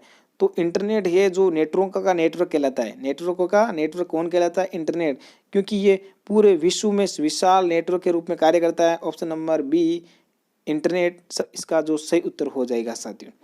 अगले क्वेश्चन की बात करते हैं। पहला माउस किस सन में बनाया था, तो पहला माउस आपके बनाया था सी डगलस, ये आर्ट ने 1964 में बनाया था। कब बनाया था? 1964 में बनाया था। अगले क्वेश्चन की बात करते हैं। पीपीओ का पूरा नाम है, पीपीओ का पूरा नाम क्या है साथियों? तो इसका हो जाएगा business process outsourcing, business process outsourcing इसका जो सही उत्तर हो जाएगा ऑप्शन नंबर ए, पीपीओ का पूरा नाम। अगले क्वेश्चन की बात करते हैं। 1986 में डीटीपी के किस सॉफ्टवेयर का उदय हुआ? तो डीटीपी के एक वेंचुरा सॉफ्टवेयर था, इसका उदय हुआ था 1986 में हुआ था। डीटीपी का एक सॉफ्टवेयर है। अगले क्वेश्चन की बात करते हैं। सीपीयू में क्या होता है? सीपीयू में क्या होता है? तो सीपीयू में आपको सबको पता है, एक तो एएलयू होता है और एक सी होता है, यानी एक तो होता है सीयू कंट्रोल यूनिट और एक होता है एएलयू अर्थमेटिक लॉजिक यूनिट। ये दो यूनिट होती है जो सीपीयू के अंदर पाई जाती है। ऑप्शन नंबर सी ही, ऑप्शन नंबर ए जिसका राइट आंसर होने वाला है साथियों। अगले देखो क्वेश्चन कह रहा है कि नो पिन प्रिंटर के अक्षर कितने डॉट में विभाजित होते हैं? नो पिन प्रिंटर अक्षर के कितने डॉट में विभाजित होते हैं? तो नो ही डॉट में विभाजित होने वाली सीधी सी सिंपल बात है। अगर 12 डॉट है तो 12 पिन, 9 डॉट है तो 9 पिन। अगले क्वेश्चन की बात करते हैं। टेलीविजन का प्रयोग कंप्यूटर की तरह करने के लिए कंप्यूटर को टेलीविजन से किस कार्ड के जरिए जोड़ सकते हैं? तो डिस्प्ले कार्ड के जरिए जोड़ सकते हैं। कौन सा कार्ड का यूज में लगते हैं? जब हम कंप्यूटर को टेलीविजन से जोड़ते हैं तो उसमें डिस्प्ले कार्ड का प्रयोग किया जाता है। अगला क्वेश्चन कह रहा है एलसीडी के पिक्सल कितने हिस्से से विभक्त होता है? एलसीडी में जो पिक्सल है वो 2 हिस्से में होता है, एक एलसीडी जो एलसीडी और एक एलईडी, ठीक है, 2 हिस्से में प्रयुक्त होता है साथियों। इसका जो राइट आंसर हो जाएगा ऑप्शन नंबर ए इसका सही उत्तर हो जाएगा। अब हम आगे चलते हैं। सामान्य ज्ञान, सामान्य विज्ञान और कल जो अपने इंडिया जीके का क्वेश्चन पार्ट है साथियों, करंट वगैरह जीके, उसके बारे में हम चलने वाले, उसके हम 35 क्वेश्चन देखने वाले हैं साथियों। तो 61वां क्वेश्चन कह रहा है कि हाल ही में भारत किन 2 राज्यों में सीमा विवाद को लेकर दोनों राज्यों की पुलिस के बीच फायरिंग में 6 पुलिस कर्मियों की मौत हो गई थी? तो साथियों ये जो सीमा विवाद था ये एक असम और मिजोरम राज्य, इसके संबंध में एक विवाद था जिसमें पुलिस के बीच में फायरिंग चली और 6 पुलिसकर्मी वो शहीद हो चुके थे साथियों। जहां यहाँ पर असम और मिजोरम ये 2 राज्यों का एक विवाद था साथियों। अगले क्वेश्चन की बात करें, देख सकते हो देश के सभी सैनिक स्कूल में कक्षा 6 से प्रवेश हेतु वर्तमान सत्र में बालिकाओं की सीटें निर्धारित कर दी गई, यानी वहां पर जो सैनिक स्कूल है वहां पर बालिकाओं की सीटें बिल्कुल निर्धारित कर दी गई है कक्षा 6 में प्रवेश हेतु। तो कितने प्रतिशत सीटें हैं? तो वहां पर 10% सीटें हैं जो कक्षा 6 में बालिकाओं की निर्धारित कर रखी है साथियों। ये आपको ध्यान में रखना, हाल ही का जो एक बेस्ट करंट का क्वेश्चन है साथियों। आगे की बात करते हैं हम। देखिए भारत सरकार में पॉम ऑयल मिशन के तहत कितने करोड़ रुपए की स्वीकृत राशि दी गई है? ठीक है, तो यहाँ पर आपको आंसर बताना है साथियों। बिल्कुल सही इसका उत्तर हो जाएगा 11,040 करोड़ रुपए के जो पैकेज सहायता है वो पॉम ऑयल मिशन के तहत ये आपको स्वीकृत किए गए हैं साथियों। अगले क्वेश्चन की बात करते हैं कि ध्रुव के संबंध में कौन सा कथन सही है? यानी आपको 4 फैक्ट दिए गए, आराम से पढ़ सकते हो। ध्रुव के संबंध में ध्रुव देश का पहला न्यूक्लियर मिसाइल जो ट्रैकिंग शिप है, बिल्कुल सही है ये तो बात तो बिल्कुल। अगले जो ऑप्शन क्या कह रहा है कि 10 सितंबर 2021 को विशाखापट्टनम में इसे लॉन्च किया गया, बिल्कुल ये भी बात सही है। यहाँ पर 10 सितंबर 2021 को विशाखापट्टनम से ही उसको लॉन्च किया गया था। उसके अकॉर्डिंग आगे बात करें, इस तरह का शिप रखने वाला भारत विश्व का 5वां देश बन गया है। बिल्कुल साथियों इसका जो तीनों ऑप्शन है बिल्कुल सही है। इसका मतलब जय माता दी, ऑप्शन नंबर डी, ये सभी उपयुक्त जो कथन किए गए हैं वो सभी जो कथन है बिल्कुल राइट है यहाँ पर। अगले क्वेश्चन की बात करते हैं, क्योंकि आपके साथियों इसमें करंट बहुत अच्छा लेवल का आने वाला है साथियों। ठीक है, तो 8-10 क्वेश्चन आप करंट के बिल्कुल पढ़ के जाइए, याद रख के जाइए। उसके अकॉर्डिंग मैंने आपके यहाँ पर करंट के क्वेश्चन देखने को मिलेंगे। तो राष्ट्रीय अभियंता दिवस है वो आपके कब मनाया जाता है? ठीक है, तो राष्ट्रीय अभियंता दिवस है वो ऑप्शन नंबर बी 15 सितंबर को मनाया जाता है। 15 सितंबर को डॉक्टर विश्वेश्वरैया की जो अपने जयंती थी उसका जन्मदिन है, उसके आधार पर ये मनाया जाता है क्योंकि इंजीनियर थे वो एक, और इंजीनियर दिवस के रूप में ही इसको राष्ट्रीय अभियंता दिवस के रूप में 15 सितंबर को मनाया जाता है। इसका ऑप्शन नंबर बी सही उत्तर हो जाएगा। अगले क्वेश्चन की बात करते हैं, जो आपके देखो 66 से लगाकर आपके 75 तक जो क्वेश्चन है 10 वो है महिला एवं बाल अपराध के। यहाँ तक करंट के क्वेश्चन थे। अब जो महिला बाल अपराध के क्वेश्चन आएंगे 10 टॉप अच्छे क्वेश्चन है। तो साथियों हमारी महिला बाल अपराध की एक सीरीज भी चल रही थी जो प्लेलिस्ट के अंदर आपको मिल जाएगी महिला बाल अपराध की, जहां पर टॉप 200 अति महत्वपूर्ण प्रश्नों का जो सार संग्रह दिया गया, आप प्लेलिस्ट में जाकर देख सकते हो, वहां से पढ़ सकते हो। ठीक है, अगला क्वेश्चन कह रहा है महिला बाल अपराध का, कह रहा है कि घरेलू हिंसा से महिलाओं का संरक्षण अधिनियम 2005 का विस्तार लागू है। तो यहाँ देख सकते हैं संपूर्ण भारत में, केवल राज्यों में, केवल केंद्र शासित प्रदेशों में, या कब, अब देख सकते हो कि घरेलू हिंसा जो 2005 इसका जो विस्तार है वो अब प्रेजेंट में वर्तमान के संदर्भ में बात करें तो संपूर्ण भारत में लागू है। इसका जो उत्तर हो जाएगा वो तो हो जाएगा ए।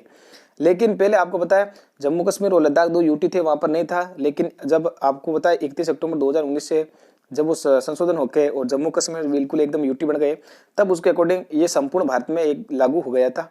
जो जितने भी संविधान जो अधिनियम है वो लागू हो गए थे जम्मू और कश्मीर और अपने लद्दाख में। तो अब संपूर्ण भारत में है, कोई सा भी रूल्स है वो संपूर्ण भारत में लगने वाला है साथियों। अगले क्वेश्चन की बात करते हैं महिला बाल अपराध का है, दहेज लेना और देना किस विधि के अंतर्गत अपराध है। तो इसके अंतर्गत बताना आपको, दहेज लेना तो दहेज निषेध अधिनियम से संबंधित होगा। तो ऐसा ऑप्शन आपके ऑप्शन नंबर बी है, दहेज प्रतिषेध अधिनियम 1961। इसके तहत दहेज लेना और देना क्या है, अपराध माना जाता है। Option number B. सिंपल सा क्वेश्चन है साथियों, बस बेसिकली आपको छोटा सा दिमाग लगाना है। ठीक है, बेसिक फंडामेंटल के आधार पर ये क्वेश्चन हो रहा है आपके। स्त्री अपशिष्ट रूपेण प्रतिषेध अधिनियम 1986 के अनुसार निम्न में से कौन सा कथन सही है। तो आपको 2 कथन दिए गए हैं, दोनों कथन में से आपको बताना है कि सही कथन कौन सा है। ठीक है, तो एससी देखियो आराम से पहले पढ़ सकते हो दोनों कथनों को, उसके आधार पर ही आपको बताना है। ऐसी किसी भी छवि या तस्वीर या चित्र का उत्पादन करना या वितरित करना जिसमें किसी भी रूप में महिलाओं का अपशिष्ट जो अशिष्ट रूप शामिल हो, या वो क्या अवैध है। बिल्कुल ये बात इसने सही की है, वो अवैध माना जाता है साथियों। अगला जो कथन कह रहा है, क्या कह रहा है अगला कथन, उपयुक्त किसी भी ऐसी छवि, फोटो आदि का उत्पादन या वितरण गैर कानूनी नहीं है यदि उसका प्रकाशन विज्ञान, साहित्य, कला और शिक्षा के हित में हो या उसका प्रयोग प्रमाणित रूप से धार्मिक उद्देश्यों के लिए किया जाता हो। बिल्कुल ये भी कथन सही है, दोनों कथन सही है। इसका मतलब ऐसा कौन सा ऑप्शन है जिसमें दोनों कथन है, तो ऐसा ऑप्शन नंबर सी है जिसमें दोनों कथन दिए गए हैं। तो ऑप्शन नंबर सी 1 व 2 दोनों ही सही है। अगले क्वेश्चन की बात करते हैं, महिलाओं के विरुद्ध हिंसा रोकने का उपाय क्या है। तो एक ऐसा आपको क्या उपाय लगता है कि महिलाओं के प्रति जो हिंसा हो रही है वो उसको रोका जा सकता है। तो सोच में परिवर्तन करके बिल्कुल रोका जा सकता है साथियों। सुरक्षा और आश्रय की व्यवस्था देके जो महिला के प्रति जो हिंसा हो रही है उसको रोका जा सकता है। स्वयंसेवी संगठनों का प्रचार और प्रसार करके भी रोका जा सकता है। इसका मतलब ऑप्शन नंबर जो डी है, जय माता दी ठोको इसको, और ये ऑप्शन नंबर सभी उपयुक्त जो सभी कथन दिए गए हैं वो सभी सही है साथियों। अगले क्वेश्चन की बात करते हैं 70 नंबर, महिलाओं के विरुद्ध जो पारिवारिक हिंसा का प्रकार क्या है। यानी परिवार के अंदर महिलाओं के प्रति जो हिंसा होती है उसका जो प्रकार है, किस आधार पर हिंसा होती है। पत्नी को पीटना क्या पारिवारिक हिंसा है, कामकाजी महिलाओं से संबंधित हिंसा है, विधवा के विरुद्ध हिंसा, अब इससे संबंधित सभी पारिवारिक संबंधों से ही। ठीक है, तो उपयुक्त डी, यानी आपको जो तीनों कथन दिए गए हैं वो तीनों ही कथन एकदम क्या है, सही है। इसका उत्तर जय माता the option number D right answer हो जाएगा इसका। अगले क्वेश्चन की बात करते हैं, भारतीय संविधान के किस अनुच्छेद में स्त्री और पुरुष दोनों का ही शोषण के विरुद्ध अधिकार समान रूप से प्राप्त है। यानी आर्टिकल कौन सा दिया गया जिसके अंदर जो स्त्री और पुरुष दोनों को क्या है, शोषण के विरुद्ध। तो आपको पता है कि भारतीय संविधान के अंदर जो मूल अधिकार दिए गए हैं 6, तो इनमें से एक मूल अधिकार है शोषण के विरुद्ध, वो है आर्टिकल 23 और 24 के अंदर। तो ऐसा ऑप्शन आपको ओनली फॉर एक नजर आ रहा है डी, यानी अनुच्छेद 23 से 24 वो है शोषण के विरुद्ध अधिकार, जिसमें स्त्री और पुरुष दोनों को शोषण के विरुद्ध अधिकार का समान रूप से प्राप्त अधिकार है। ठीक है, अगले क्वेश्चन की बात करते हैं साथियों, भारत में जो मीटू का अभियान है किस अभिनेत्री ने गति प्रदान की थी। तो सबसे पहले आपको ध्यान रखो, मीटू अभियान महिलाओं से हिंसा के संबंधित एक अभियान है, सोशल मीडिया के आधार पर यह चला गया था। ठीक है, और कब, अक्टूबर 2017 में। कब चला गया था, अक्टूबर 2017 में चला गया था साथियों। और जो इसको गति प्रदान की वो अभिनेत्री कौन सी थी उसका नाम बताना है। तो उसका नाम था तनुश्री दत्ता। तनुश्री दत्ता ने इसको, अभिनेत्री ने इसको गति प्रदान की थी। अगला क्वेश्चन, मीटू अभियान में आरोप का माध्यम कौन सा था। तो सोशल मीडिया था, मैंने अभी बताया था सोशल मीडिया के माध्यम से। तो इसका जो आंसर हो जाएगा सोशल मीडिया। अगले क्वेश्चन की बात करते हैं। देखिए साथियों, वीडियो अच्छा लग रहा है, क्वेश्चन अच्छे लग रहे हैं तो साथियों लाइक तो जरूर बढ़ता है एक बार। निम्नलिखित सूची को फर्स्ट से सेकंड से मिलाइए। ठीक है, अब आपको ये बताना है फर्स्ट को सेकंड से मिलाना है, तो उसके अकॉर्डिंग हम बात करते हैं। सबसे पहले देखो, बाल विवाह रोकथाम एक्ट, बाल विवाह सबसे पहले आपको पता है 2006 के अंदर आया। तो जिसमें से जो आपको आ रहा है उसके अकॉर्डिंग कर ले, उसके बाद में हम ऑप्शन के आधार पे करेंगे।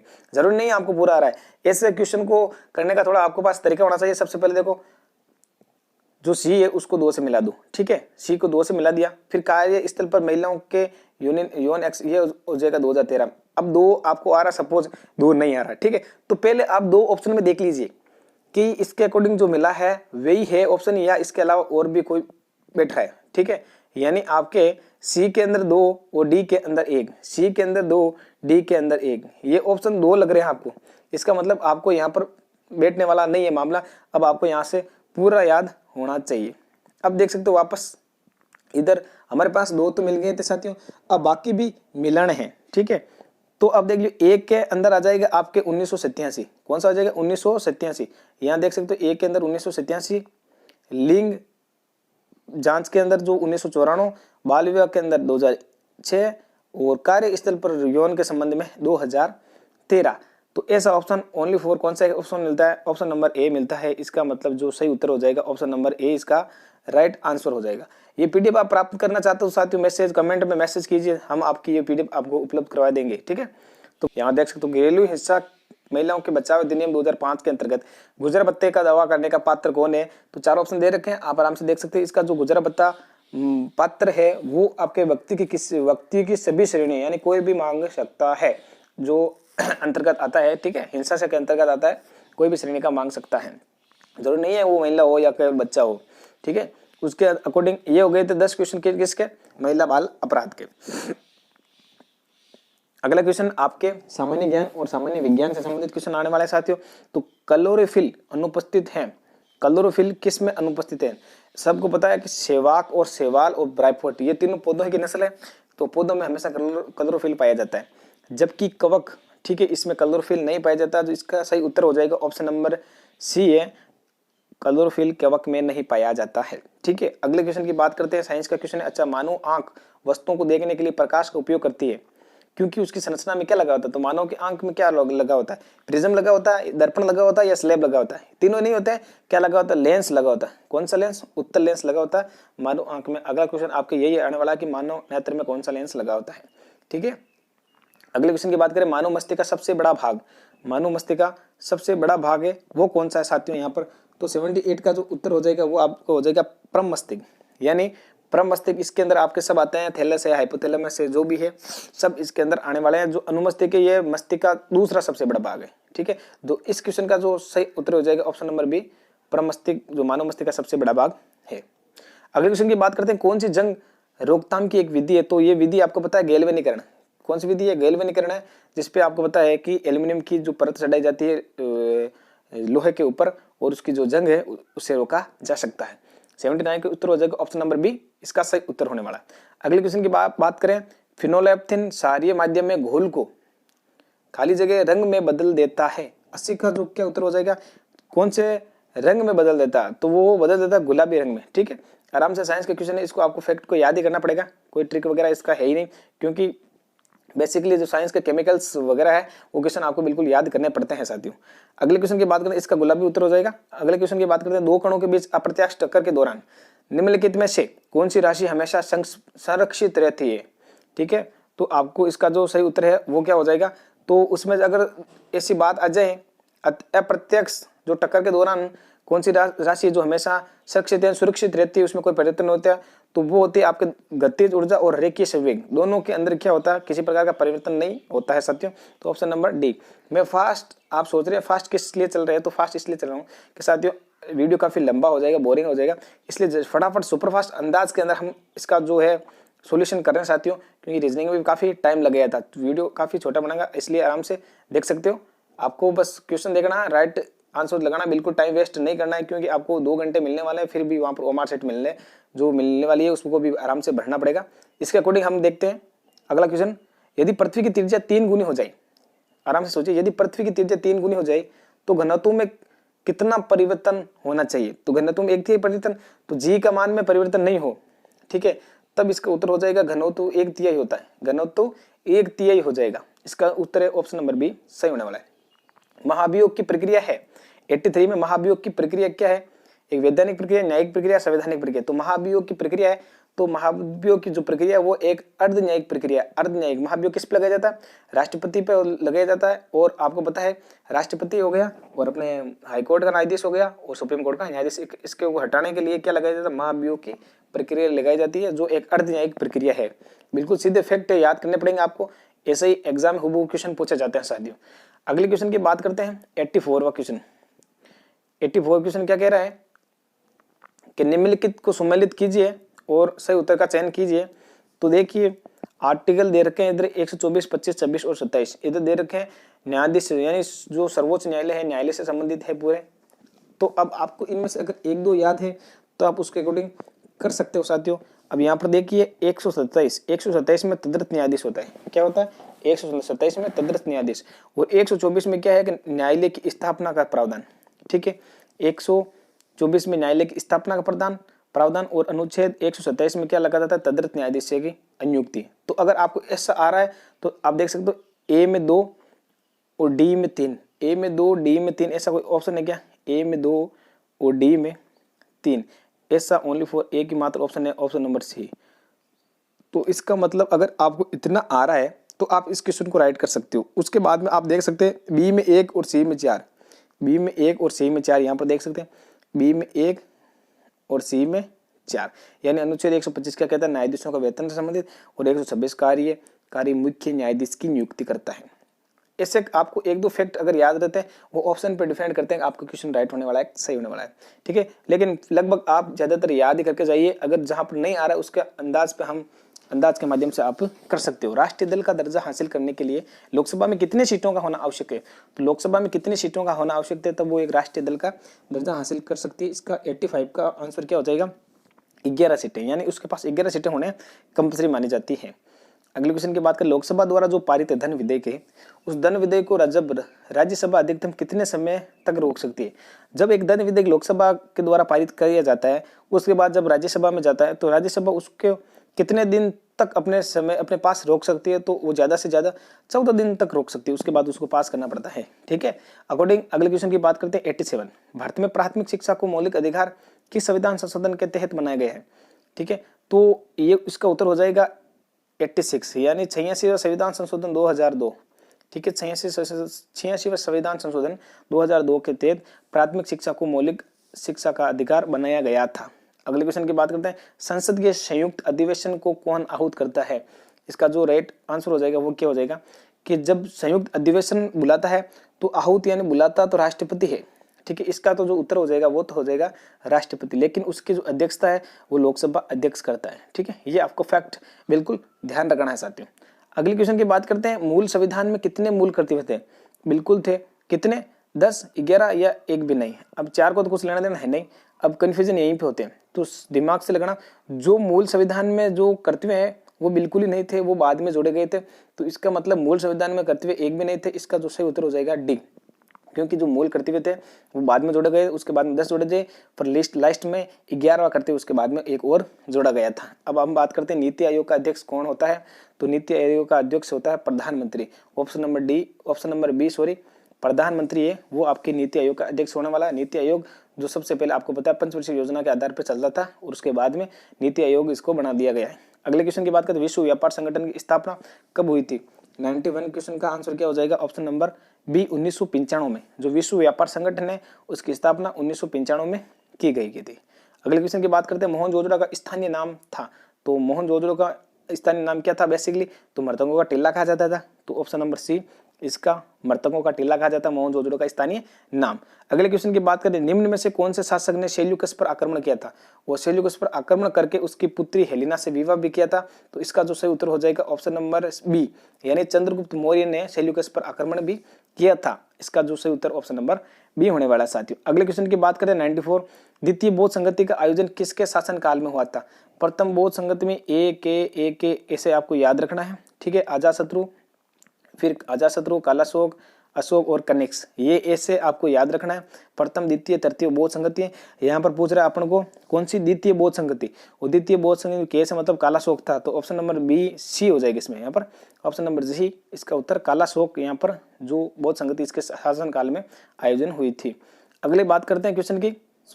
1194 में मोहम्मद गौरी ने कन्नौज के शासक जयचंद गढ़वाल को किस युद्ध में पराजित किया था?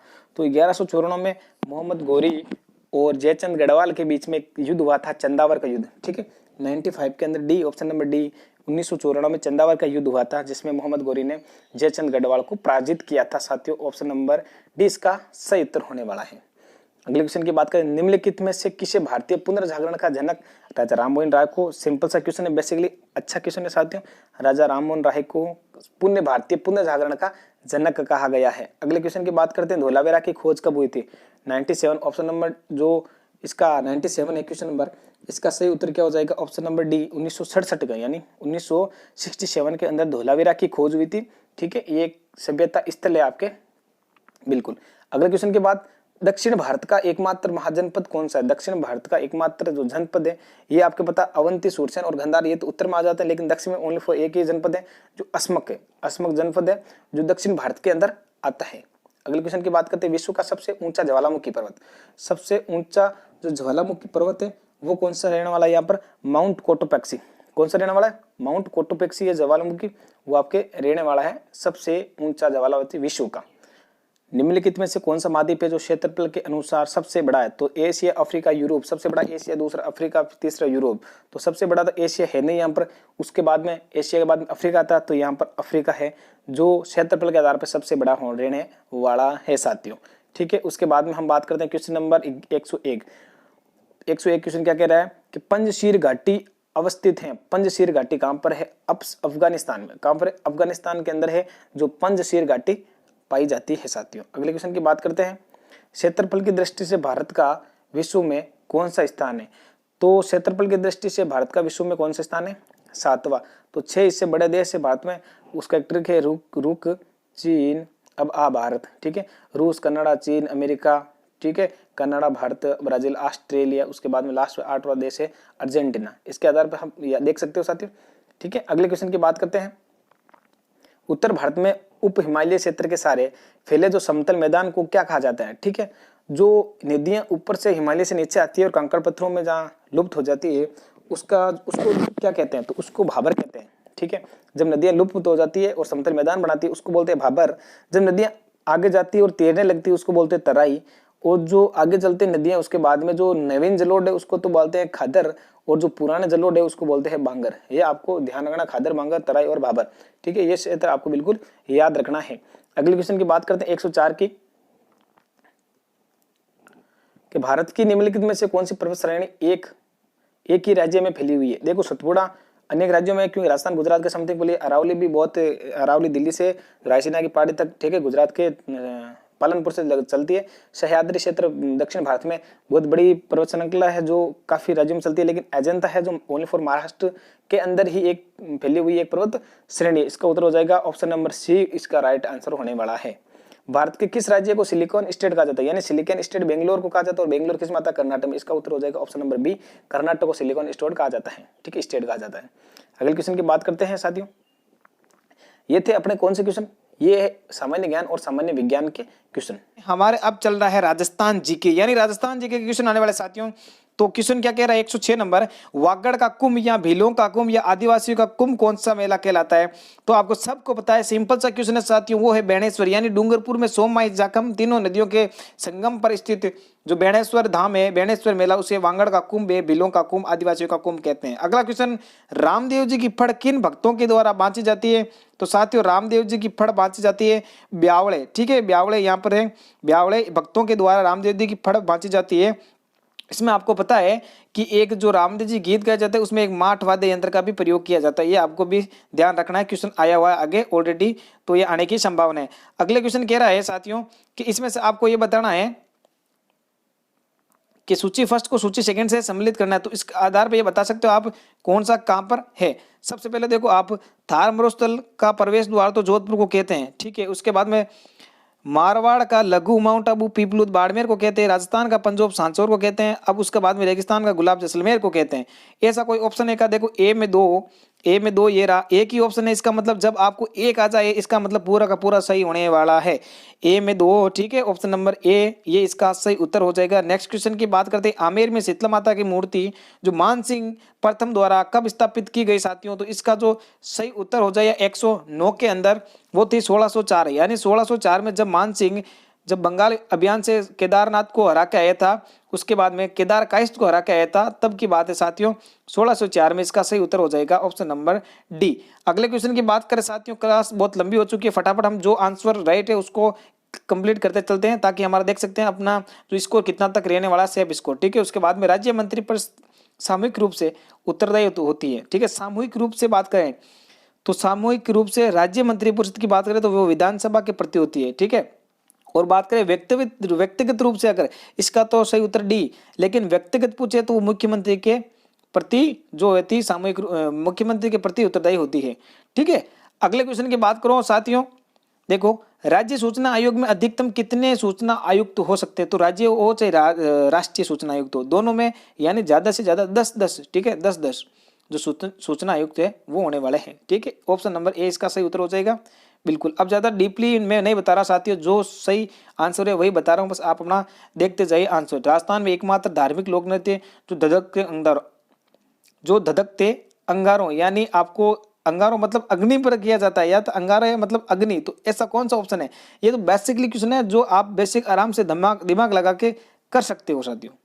अगला क्वेश्चन देख सकते हो, बीकानेर ख्याल के प्रवर्तक, बीकानेर ख्याल के जो प्रवर्तक है वो कौन है? तो 113 के अंदर मोतीलाल जी। ठीक है, मोतीलाल जी महाराज, आपको ये आंसर करना है। बीकानेर ख्याल के ये प्रवर्तक माने जाते हैं। अगले क्वेश्चन, जालोर बाड़मेर पाली की पश्चिमी क्षेत्र में जो मिट्टी होती है उस मिट्टी को क्या कहते हैं? ठीक है, जालोर बाड़मेर जो होती है उसको क्या कहते हैं? तो इसका जो सही उत्तर हो जाएगा उसको बोलते हैं नहेड़, यानी ऑप्शन नंबर बी है, नहेड़ है। जालोर बाड़मेर पाली के जो पश्चिमी क्षेत्र में जो क्षारीय मृदा की जो मिट्टी होती है उसको नहेड़ कहते हैं। प्रसिद्ध संत जसनाथ जी ने समाधि कहाँ पर ली थी?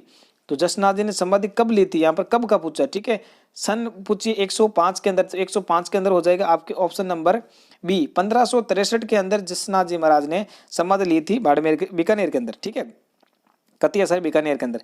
अब अगला क्वेश्चन है 116, राज्यपाल किसी अपराधी की सजा को कम कर सकता है लेकिन मृत्युदंड को माफ नहीं कर सकता है, यह अधिकार किस अनुच्छेद के अंदर उल्लेखित है? ठीक है, 116 का सही उत्तर क्या हो जाएगा साथियों, जल्दी से बता दो। अगर किसी को आ रहा है तो उस हिसाब से आप अपने नंबर है जो काउंट कर सकते हो। ये आपको पता है 161 यानी 161 है, जिसमें आपको पता है राज्यपाल को ये शक्ति है कि वो किसी जो अपराधी उसकी मृत्युदंड को भी माफ, लेकिन मृत्युदंड को माफ नहीं कर सकता, लेकिन उसके पास क्या है, सजा को कम करने का ओनली फॉर ये अधिकार है। ठीक है, लेकिन जो मृत्युदंड माफ कर सकता है वो राष्ट्रपति के पास अधिकार है, आपको ये सबको पता होना चाहिए।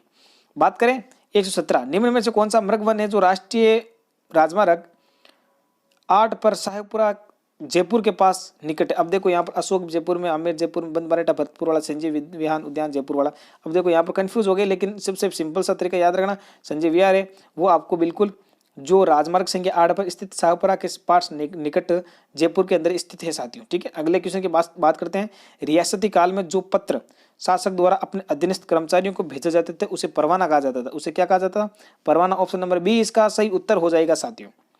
अगला क्वेश्चन कह रहा है, सूची ए को सूची बी से सम्मिलित कीजिए। यहाँ पर देख सकते हो तमाचा, तमाचा तो धौलपुर वाले मारते हैं। ठीक है, तमाचा वाले धौलपुर। ठीक है, धौलपुर हो जाएगा। डोडिया तो जैसलमेर में, डोडिया तो जैसलमेर में, हालीकोटा में और माणक सिक्की, यानी 1 2 3 4, 1 2 3 4 यानी ऐसा ऑप्शन है क्या कोई? ऑप्शन नंबर सी 1 2 3 4 यानी ऑप्शन नंबर सी इसका सही उत्तर हो जाएगा। बिल्कुल यही होने वाला है। अगले क्वेश्चन की बात करें, नाडोल पाली के चौहान राज्य पर जालोर शासकों का अधिकार कब हुआ था? आराम से क्वेश्चन पढ़ सकते हो, उसके बाद में आंसर दीजिए सोच समझ कर। यानी 1205 के अंदर जो नाडोल पाली के चौहान, ठीक है, चौहान राज्य पर जालोर के जो शासक थे चौहान, उन्होंने नाडोल पर आक्रमण करके अपना अधिकार कब किया था? 1205 ईस्वी में, 1205 ईस्वी के अंदर आक्रमण करके उन्होंने अधिकार किया था। अब बात करें आवड़ और बावड़ यानी आंवले और बंवड़े, ठीक है, बबुल, ये संधि किसके मध्य हुई थी? ये हुई थी मेवाड़ और मारवाड़ के मध्य हुई थी। बहुत बड़ी संधि है साथियों, हंसाबाई की मध्यस्थता में हुई थी आवड़ बावड़ की संधि। ऑप्शन नंबर ए इसका सही उत्तर हो जाएगा, देख लिया आप यहाँ पर। अगले क्वेश्चन की, राज्य में किस सभ्यता स्थल में महासतियों का टिल्ला, महासतियों का टिल्ला किस सभ्यता को कहा जाता है? ये कहा जाता है भागोर की सभ्यता। और भागोर की सभ्यता कहाँ पर है? आपके भीलवाड़ा के अंदर। कहाँ पर है? भीलवाड़ा के अंदर। अगले क्वेश्चन की बात करते हैं साथियों, 4 या 5 जनवरी, यहाँ पर डेटें देखो कंफ्यूजन वाली है इसलिए दोनों डेटें दे दी है। 4 या 5 जनवरी 1544 में शेरशाह सूरी और मालदेव के मध्य एक गिरी सुमेल का युद्ध हुआ था। ऑप्शन नंबर ए गिरी सुमेल का युद्ध हुआ था। गिरी सुमेल पड़ता है जैतरण पाली के अंदर। तब शेरशाह सूरी का कथन था कि मैं मुट्ठी भर बाजरे के लिए आज हिंदुस्तान की बादशाही खो देता, एक कथन था शेरशाह सूरी का। ठीक है, अगले क्वेश्चन की बात करते हैं साथियों, 124वां क्वेश्चन कह रहा है कि दिल्ली के बादशाह अकबर ने मान सिंह को डूंगरपुर के किस शासक को बंदी बनाने के लिए भेजा था? तो वो शासक था आपके रावल आस्करण, कौन था? रावल आस्करण है, उसको बंदी बनाने के लिए अकबर ने मान सिंह को डूंगरपुर के लिए भेजा था। फिर बात करें करौली के किस शासक को अकबर ने देव बहादुर की उपाधि दी? करौली का ऐसा कौन सा शासक था जिसको देव बहादुर की उपाधि दी? तो ऐसा शासक था साथियों गोपाल पाल। ऑप्शन नंबर सी इसका सही उत्तर हो जाएगा, गोपाल पाल। अगले क्वेश्चन की बात करें, कच्छावा राजवंश का वे शासक जो 7 मुगलों के समकालीन रहा था। देखो यहाँ पर कंफ्यूज होते हैं ज्यादातर यहीं पर कि जय सिंह फर्स्ट था या जय सिंह सेकंड था। ठीक है, मान सिंह राम सिंह का कुछ लेना देना है नहीं। 7 मुगलों के बाद जो समकालीन था। जय सिंह की बात करें फर्स्ट वाले की, ये 3 मुगलों के समकालीन था और ज्यादा से ज्यादा 46 यानी 46 समथिंग और 47 साल के समथिंग माना जाता है यहाँ पर इसका शासनकाल था। यानी सर्वाधिक शासनकाल तो जय सिंह फर्स्ट का था 3 मुगल बादशाहों के साथ। लेकिन बात करें सर्वाधिक मुगल बादशाह यानी 7 मुगल बादशाहों के समकालीन कौन था? सवाई जय सिंह सेकंड। ठीक है, इसके बाद में ये यहाँ पर आपको याद रखना है। ऑप्शन नंबर 20 का उत्तर सही हो जाएगा। खींच, गजरा, वर्दा और उत्तरणों नामक आभूषण शरीर के किस अंग में से संबंधित है? यहाँ पर आपको याद रखना है। देखो ये आप घींच, वर्दा या उत्तरणों इससे नहीं समझ रहे हो तो लेकिन गजरा से समझ रहे हो कि गजरा किसी नगर से ले, वो सिंह गाना नहीं चलता अपने, उसके अकॉर्डिंग आप ध्यान रख रहे हैं। तो गजरो आपको सबको पता है कहाँ पर पहना जाता है? 127 में बी यानी भुजा।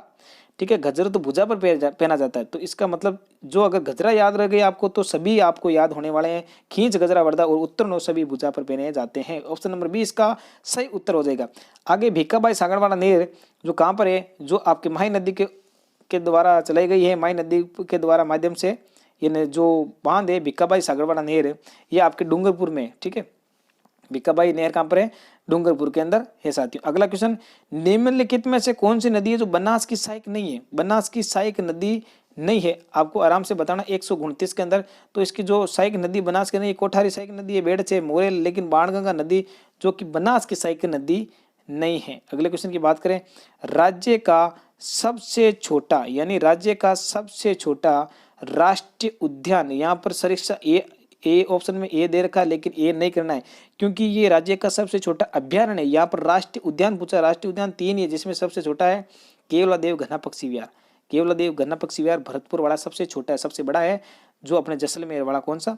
जैसलमेर का राष्ट्रीय उद्यान है, राष्ट्रीय मरु उद्यान। अगले क्वेश्चन की बात करते हैं, राजस्थान में 20वीं जो पशु गणना के अनुसार सर्वाधिक पशु घनत्व किन जिलों में? अब देखो यहाँ पर भी कंफ्यूज होते हैं, लेकिन सर्वाधिक पशुओं की बात करें, घनत्व की नहीं, लेकिन सर्वाधिक पशु तो बाड़मेर के अंदर है, सर्वाधिक पशु तो बाड़मेर के अंदर है, लेकिन सर्वाधिक पशु घनत्व दौसा और राजसमंद के अंदर है। ऑप्शन नंबर सी इसका सही उत्तर हो जाएगा, ए और बी दोनों ही सही है। महात्मा ज्योतिबा फुले जो मंडी है श्रमिक कल्याण योजना ये कब प्रारंभ हुई थी? तो इसका जो सही उत्तर हो जाएगा ऑप्शन नंबर ए, यानी ये जो योजना है ये 2015 के अंदर लागू हुई थी साथियों। इसका उत्तर हो जाएगा ऑप्शन नंबर ए 2015। अगला क्वेश्चन देख लीजिए आप, यहाँ 2015 कर लो। अजमेर और भीलवाड़ा के मध्य कौन सी नदी सीमा का निर्माण करती है? अजमेर और भीलवाड़ा के मध्य, तो वो नदी थी आपके खारी, यानी खारी नदी है जो अजमेर और भीलवाड़ा दोनों के मध्य एक सीमा का निर्धारण करती है। अगले क्वेश्चन की बात करते हैं, क्वेश्चन नंबर 134, ज्योति ट्रिप सुपर फास्फेट कारखाना किस जिले में है? तो ये इसका आंसर आप बता सकते हो 134 के अंदर झुंझुनू में, यानी जे से ज्योति ट्रिपल जे से झुंझुनू के अंदर ये एक सुपर फास्फेट कारखाना है। इस हिसाब से आप याद कर सकते हो। लोकसभा में कितने राजस्थान राज्य निर्धारित करता है, यानी कहने का मतलब क्वेश्चन को घुमा फिरा के दे दिया है साथियों। घुमा के फिरा के देने से आपका दिमाग को चकराना नहीं है। कह रहा है कि लोकसभा में राजस्थान की सीटें कितनी है? अरे लोकसभा में राजस्थान की सीटें हैं 25, लोकसभा में राजस्थान की सीटें 25 है, और राज्यसभा की पूछ ले तो राज्यसभा की सीटें हैं 10 राजस्थान की लोकसभा के अंदर। ठीक है, संसद के अंदर। राजस्थान राज्य मानवाधिकार आयोग के प्रथम अध्यक्ष कौन थे? तो प्रथम अध्यक्ष थे कांता भटनागर। कौन थे? कांता भटनागर थे। ऑप्शन नंबर बी है साथियों, यह आपका उत्तर सही होने वाला है। ये टेस्ट सीरीज आपको मिलती रहेगी साथियों, ठीक है, रेगुलर तो नहीं है लेकिन आपको सप्ताह में ज़्यादा से ज़्यादा 2 या 3 टेस्ट सीरीज मिल जाएगी। आप बस रोजाना प्रैक्टिस करते रहिए और उस हिसाब से अपना आंकलन कर लीजिए साथियों। ठीक है, अगले क्वेश्चन की बात करें, राजस्थान का कौन सा जो राष्ट्रीय उद्यान है जो गंभीर और बाणगंगा नदियों के संगम के लिए जाना जाता है, यानी दोनों नदियों के संगम पर स्थित है, ऐसा कौन सा है? तो केवलादेव घना पक्षी राष्ट्रीय उद्यान जो भरतपुर के अंदर है, ये दोनों ही आपके गंभीर और बाणगंगा नदी के संगम पर स्थित है। दिल्ली मुंबई संगम यानी बीच के अंदर ही स्थित है। दिल्ली मुंबई कॉरिडोर औद्योगिक कॉरिडोर का कितना प्रतिशत भाग है राजस्थान से होकर गुजरता है? तो वो है राजस्थान से 39। दिल्ली मुंबई जो औद्योगिक कॉरिडोर है उसका ओनली फॉर राजस्थान में 39% भाग होकर गुजरता है, ये माना जाता है। अगले क्वेश्चन की, राजस्थान में शीशा और जस्ता उत्पादन का क्षेत्र नहीं है, ठीक है, शीशा और जस्ता का उत्पादन का क्षेत्र नहीं है। तो देखो राजपुर दरीबा में शीशा जस्ता निकलता है, रामपुर अंगुचा में निकलता है, चौथ का बरोड़ा भीलवाड़ा में, चौथ का बरोड़ा माधोपुर में निकलता है, लेकिन पुर दरीबा यहाँ पर शीशा जस्ता नहीं निकलता है, ठीक है, ये आपको याद रखना है। बीकानेर के महाराजा सरदार सिंह को अंग्रेजों ने कौन सा परगना विद्रोह में की गई उसकी सहायता के लिए दिया गया था, ठीक है, इसका सही जो उत्तर क्या हो जाएगा 140 का बता रहा हूं साथियों। तो एक टिब्बी नाम का जो परगना था, क्या नाम था, टिब्बी परगना, वो उनकी सहायता के लिए दिया गया था, ठीक है, किसके, महाराजा सरदार सिंह को अंग्रेजों ने कौन सा परगना दिया, टिब्बी परगना दिया था, ये आपको बिल्कुल ध्यान रखें साथियों। अगले क्वेश्चन की बात करें, जो बिजोलिया किसान आंदोलन है उसका नेतृत्व किसने किया था, साधु सीताराम दास ने किया था, ठीक है, साधु सीताराम दास ने पहले किया था, लेकिन उसके बाद में विजय सिंह पथिक ने भी किया था इसका नेतृत्व, ये आपको बिल्कुल ध्यान रखना है। कालीबंगा सभ्यता को सर्वप्रथम प्रकाश में लाने का जो श्रेय है वो किसको दिया जाता है, ऑप्शन जो क्वेश्चन नंबर 142 है इसका क्या आंसर हो जाएगा, तो जो श्रेय है ना वो अमलानंद घोष को दिया जाता है, ठीक है। कालीबंगा आप दयाराम सानी, ये आप बीडी लाल है ये आपको ध्यान नहीं रखना है क्योंकि ये आपको मोहनजोदड़ो से संबंधित है, ठीक है। वो जो अमलानंद घोष है ओनली फॉर यही कालीबंगा से संबंधित है, क्योंकि अमलानंद घोष ने कालीबंगा सभ्यता की खोज की थी 1952 के अंदर। कब की थी, 1952 के अंदर, सन अगर पूछ ले तो बता देना आप। उसके बाद में क्वेश्चन नंबर 143 कहता है कि सूची फर्स्ट को सूची सेकंड से सम्मिलित कीजिए। तो यहाँ पर देखिए आप, अगर आपको एक दो चोटी अगर याद रहेगी उसके माध्यम से आप देख सकते हो साथियों, क्या रहेगी, यानी भैरोंज कहाँ पर है, अलवर के अंदर। भैरोंज कहाँ पर है, अलवर के अंदर। भैरोंज हो गई अलवर के अंदर। जो आपको याद है रघुनाथगढ़ हो गई सीकर में, भैरोंज हो गई अलवर में, रघुनाथगढ़ हो गई सीकर में। सपोज माना जा रहा है आपको अगर दो याद है तो देखो पहले ए में 3 है क्या, कहीं पे ए में 3 दो जगह हैं, फिर बी में 1 है क्या, बी में 1 है, यानी देखो बिल्कुल ऐसा ऑप्शन एक ही है जिसमें ए में 3 है, बी में 1 है। इसका मतलब अगर आपको चौथा और ये जो सी और डी अगर याद नहीं भी है ना तो भी आपका ऑप्शन राइट होने वाला है। ऐसे ऑप्शन बिल्कुल अगर एक याद हो जाए ना तो हो सकती है आपको। तो सी के अंदर आपके 4 होने वाला है, ठीक है, सी के अंदर आपके 4 होने वाला है, और जो डी है उसके अंदर 2, यानी बम्बई की पहाड़ी जयपुर में और भोजगढ़ की पहाड़ी झुंझुनू के अंदर। अगले क्वेश्चन की बात करें, राज्य में सर्वाधिक जो जनसंख्या घनत्व वाला जिला कौन सा, सर्वाधिक जनसंख्या घनत्व राजस्थान के अंदर कौन से जिले के अंदर पाया जाता है, तो जयपुर सिंपली बेसिकली है, सर्वाधिक जनसंख्या यहीं पे और सर्वाधिक जनसंख्या घनत्व भी यहीं पे रहने वाला है। अगले क्वेश्चन की बात करते हैं, आपको यहाँ पर मिलाना है कि शुष्क सागवान के वन वगैरह कहाँ पर पाए जाते हैं। बेसिकली बेसिक फंडामेंटल वाला क्वेश्चन है साथियों। मरुस्थल वन के तो वर्षतुल में पाए जाते हैं, और मरुस्थल तो हमेशा पश्चिमी राजस्थान के अंदर है, मरुस्थल तो हमेशा पश्चिमी राजस्थान के अंदर है। शुष्क सागवान के वन तो आपको पता है या तो पूर्वी और दक्षिणी भाग में ही पाए जाते हैं, यानी दक्षिण में नहीं, दक्षिणी और पूर्वी भाग में, तो ये तो यहीं पर पाए जाएंगे। सालर के वन तो ओनली फॉर जो धौलपुर वगैरह इस क्षेत्र में, करौली यहीं पे पाए जाते हैं, डूंगर अपने धौलपुर करौली अलवर वाले क्षेत्र में, तो सालर के वन तो पूर्वी राजस्थान में पाए जाते हैं। पर्वतीय वन तो ओनली फॉर पर्वत है जहाँ, तो पर्वत ओनली फॉर अरावली पर्वतमाला में है। इसका मतलब जो 1 2 3 4 ऑप्शन नंबर ए इसका सही उत्तर हो जाएगा साथियों। अगले क्वेश्चन की बात करते हैं, सांबर झील किस झील में स्थित है, सांबर झील किस जिले में स्थित है, ठीक है, आराम से ये आप देख सकते हो, पढ़ने में कोई गलती ना करे। सांबर झील है वो जयपुर के अंदर स्थित है, ना कि नागौर के अंदर, ठीक है। पंचपंद्रा झील में नमक निकालने का कार्य कौन सी जाति के लोग करते हैं, तो वो करते हैं खारवेल जाति के लोग। कौन थे, खारवेल जाति के लोग। पंचपंद्रा झील जो बाड़मेर के अंदर है वो सर्वोत्तम NaCl यानी सर्वाधिक NaCl इसमें पाया जाता है। उत्तम किस्म का जो नमक है वो पंचपंद्रा बाड़मेर से निकाला जाता है। अगले क्वेश्चन की बात करें, मेनाल जलप्रपात है वो भीलवाड़ा के अंदर है, ठीक है। कौन से कहाँ पर है, भीलवाड़ा के अंदर मेनाल जलप्रपात ही है। राजस्थान में किस राजघराने के अंदर जो मीनाकारी को प्रोत्साहित किया गया, मीनाकारी को प्रोत्साहित किया गया 149 क्वेश्चन कह रहा है, तो ये राजघराना है मीनाकारी के लिए प्रसिद्ध है, वो है आपके जयपुर घराना। कौन सा घराना है, जयपुर घराना है, इसका उत्तर हो जाएगा। तत्वाद्य यंत्र नहीं है, यानी तत्वाद्य यंत्र नहीं है, कौन सा वाद्य है जो तत्वाद्य यंत्र नहीं है, तो इसमें देखो कायमछा और रावण हत्ता और सारंगी, ठीक है, इनमें से ये जो तत्वाद्य यंत्र ये नहीं है, बाकी तत्वाद्य यंत्र है, ठीक है, ये सब तत्वाद्य यंत्र है। माठ एक अवनद वाद्य यंत्र है, कौन सा है, अवनद है, जो चमड़े से बनाया जाता है साथियों। माठ वाद्य यंत्र जो रामदेव जी के जब गीत गाए जाते हैं तब ब्यावड़ा जाति के लोगों के द्वारा इस वाद्य यंत्र को बजाया जाता है, अवनद वाद्य यंत्र है, कौन सा, माठ। ये थे साथियों आज के 150 क्वेश्चन राजस्थान पुलिस कांस्टेबल के, तो आप अपना जो आंकलन है वो कर सकते हैं कि आपके 150 में से यानी 150 में से कितना स्कोर बना रहा है। उसके आधार पर आप कमेंट में कमेंट कीजिए ताकि हम अनुभव लगा सकते हैं कि आपकी तैयारी कितनी है, और आपको खुद को पता चल जाएगा कि हकीकत में आप कितनी पढ़े हैं और आपकी तैयारी अभी तक कितनी बाकी है। अब आपके पास टाइम कितना बचा है, उस टाइम के अकॉर्डिंग किस सब्जेक्ट को कितना टाइम दे, ठीक है, उसके आधार पे आपको पढ़ाई करनी है, जारी रखनी है। बस आज ये टेस्ट हुआ, उसके बाद में आप 1-2 दिन और पढ़ लीजिए, उसके बाद नेक्स्ट टेस्ट होगा, उसमें नेक्स्ट में आप दीजिए। फिर धीरे धीरे अगर आपके नंबर कम आ रहे हैं तो धीरे धीरे सुधार होता जाएगा। बस आप पढ़ते रहिए, किताबों से मोहब्बत करते रहिए साथियों, किताबों को ना छोड़े, ठीक है। अब आपके पास क्लासेस लेने का बिल्कुल टाइम नहीं है, क्योंकि हाल ही में बताया जा रहा है अप्रैल के समथिंग आपके पुलिस के एग्जाम होने की संभावना है। तो आप बस रिवीजन करें, ठीक है, और उसके बाद में टेस्ट सीरीज दे, ज़्यादा से ज़्यादा कहीं पैसा फालतू खर्च करने की आवश्यकता नहीं है। फ्री फोकट में मिल रही है आपको, बिल्कुल निःशुल्क बेस्ट 150 क्वेश्चनों की टेस्ट सीरीज मिल रही है। पूरे के पूरे राजस्थान के हूबहू पैटर्न पर आधारित ये टेस्ट सीरीज आपके, और मोस्ट इंपॉर्टेंट प्रश्नों पर ही ये आपके व्याख्या सहित टेस्ट सीरीज आपको मिल रही है साथियों। तो आराम से दीजिए वीडियो को, अगर लाइक नहीं किया अभी तक तो प्लीज लाइक कर दीजिए, और अपने सभी जो साथी है, साथी गण पुलिस की भावी कर्मचारी है, उन सब तक ये वीडियो पहुंचाए ताकि सबको भला हो सके, सबको मिल सके। धन्यवाद साथियों, आशा करता हूँ आपको बहुत समझ में आया होगा, और इसी के साथ विदा चाहते हैं। जय हिंद, मिलेंगे आपको एक अगले नए वीडियो में, तब तक के लिए नमस्कार।